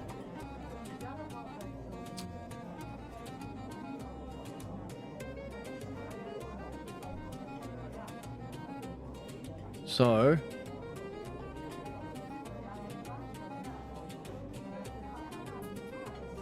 right, so whatever seems good under alcohol or drugs might be better without it, because we're here to reach it and integrate it. If it can give you a glimpse or allow you to touch it, we need to integrate it, and which means we won't need that facilitating tool once it's integrated, which is the wisdom tradition to experience. And the map for wisdom tradition is a map for reaching and integrating the most profound levels of experience, which is why you can learn from any experience. How we got there? Car or walking, slow or fast, paladin or rogue. So, Aaliyah. Hey, listen, boys.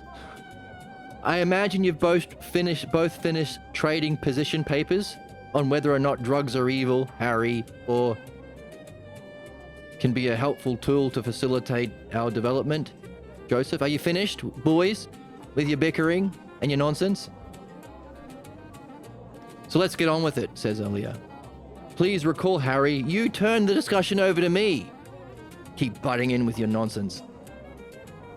You can't even be honest about what you're curious about. I want to return to the last point. Joseph, don't give me another long answer like your last digression. Please tell me what would be born from such a philosophical pregnancy, and if there is such something you call a philosophical midwife, shouldn't there therefore be a delivery? Good thing we had our mega stream last time, and if you didn't watch it, that's okay. We did a summary today, and we did the reflection on that, because Aaliyah wants to know not about the getting pregnant or the nurturing of pregnancy, which we've been doing today and yesterday, but what about this? Once you've reached this and you're ready to give birth to either the root belief to your problem or your higher idea about knowledge, what's that? What are you giving birth to, and how do you deliver it? So, we are up to speed. All of this reflection hopefully have been impregnating you with questions about what is philosophical pregnancy? What's curiosity? What kind of pigeons don't have it? What kind of cool dudes Cool as a cuke are doing it? Can it relate to both? Is it a many into one? What's involved with your state of mind and thinking, your ousia and logos, your questions and dialectic? In doing so, are we participating in providence?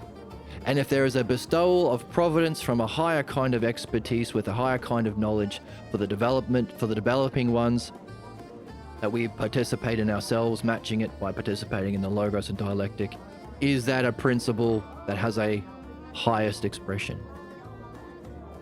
If so, and we do it, and we stay in the game, we stay talking about it, we stay up to date with the streams, we talk about it with our friends over coffee. Cheers. We read the texts. We do our best to catch our problems and wonder about them. We do our best to wonder about these questions and create the conditions to be impregnated by these questions. Like Aaliyah says, like Aaliyah said, the question has us once we have it.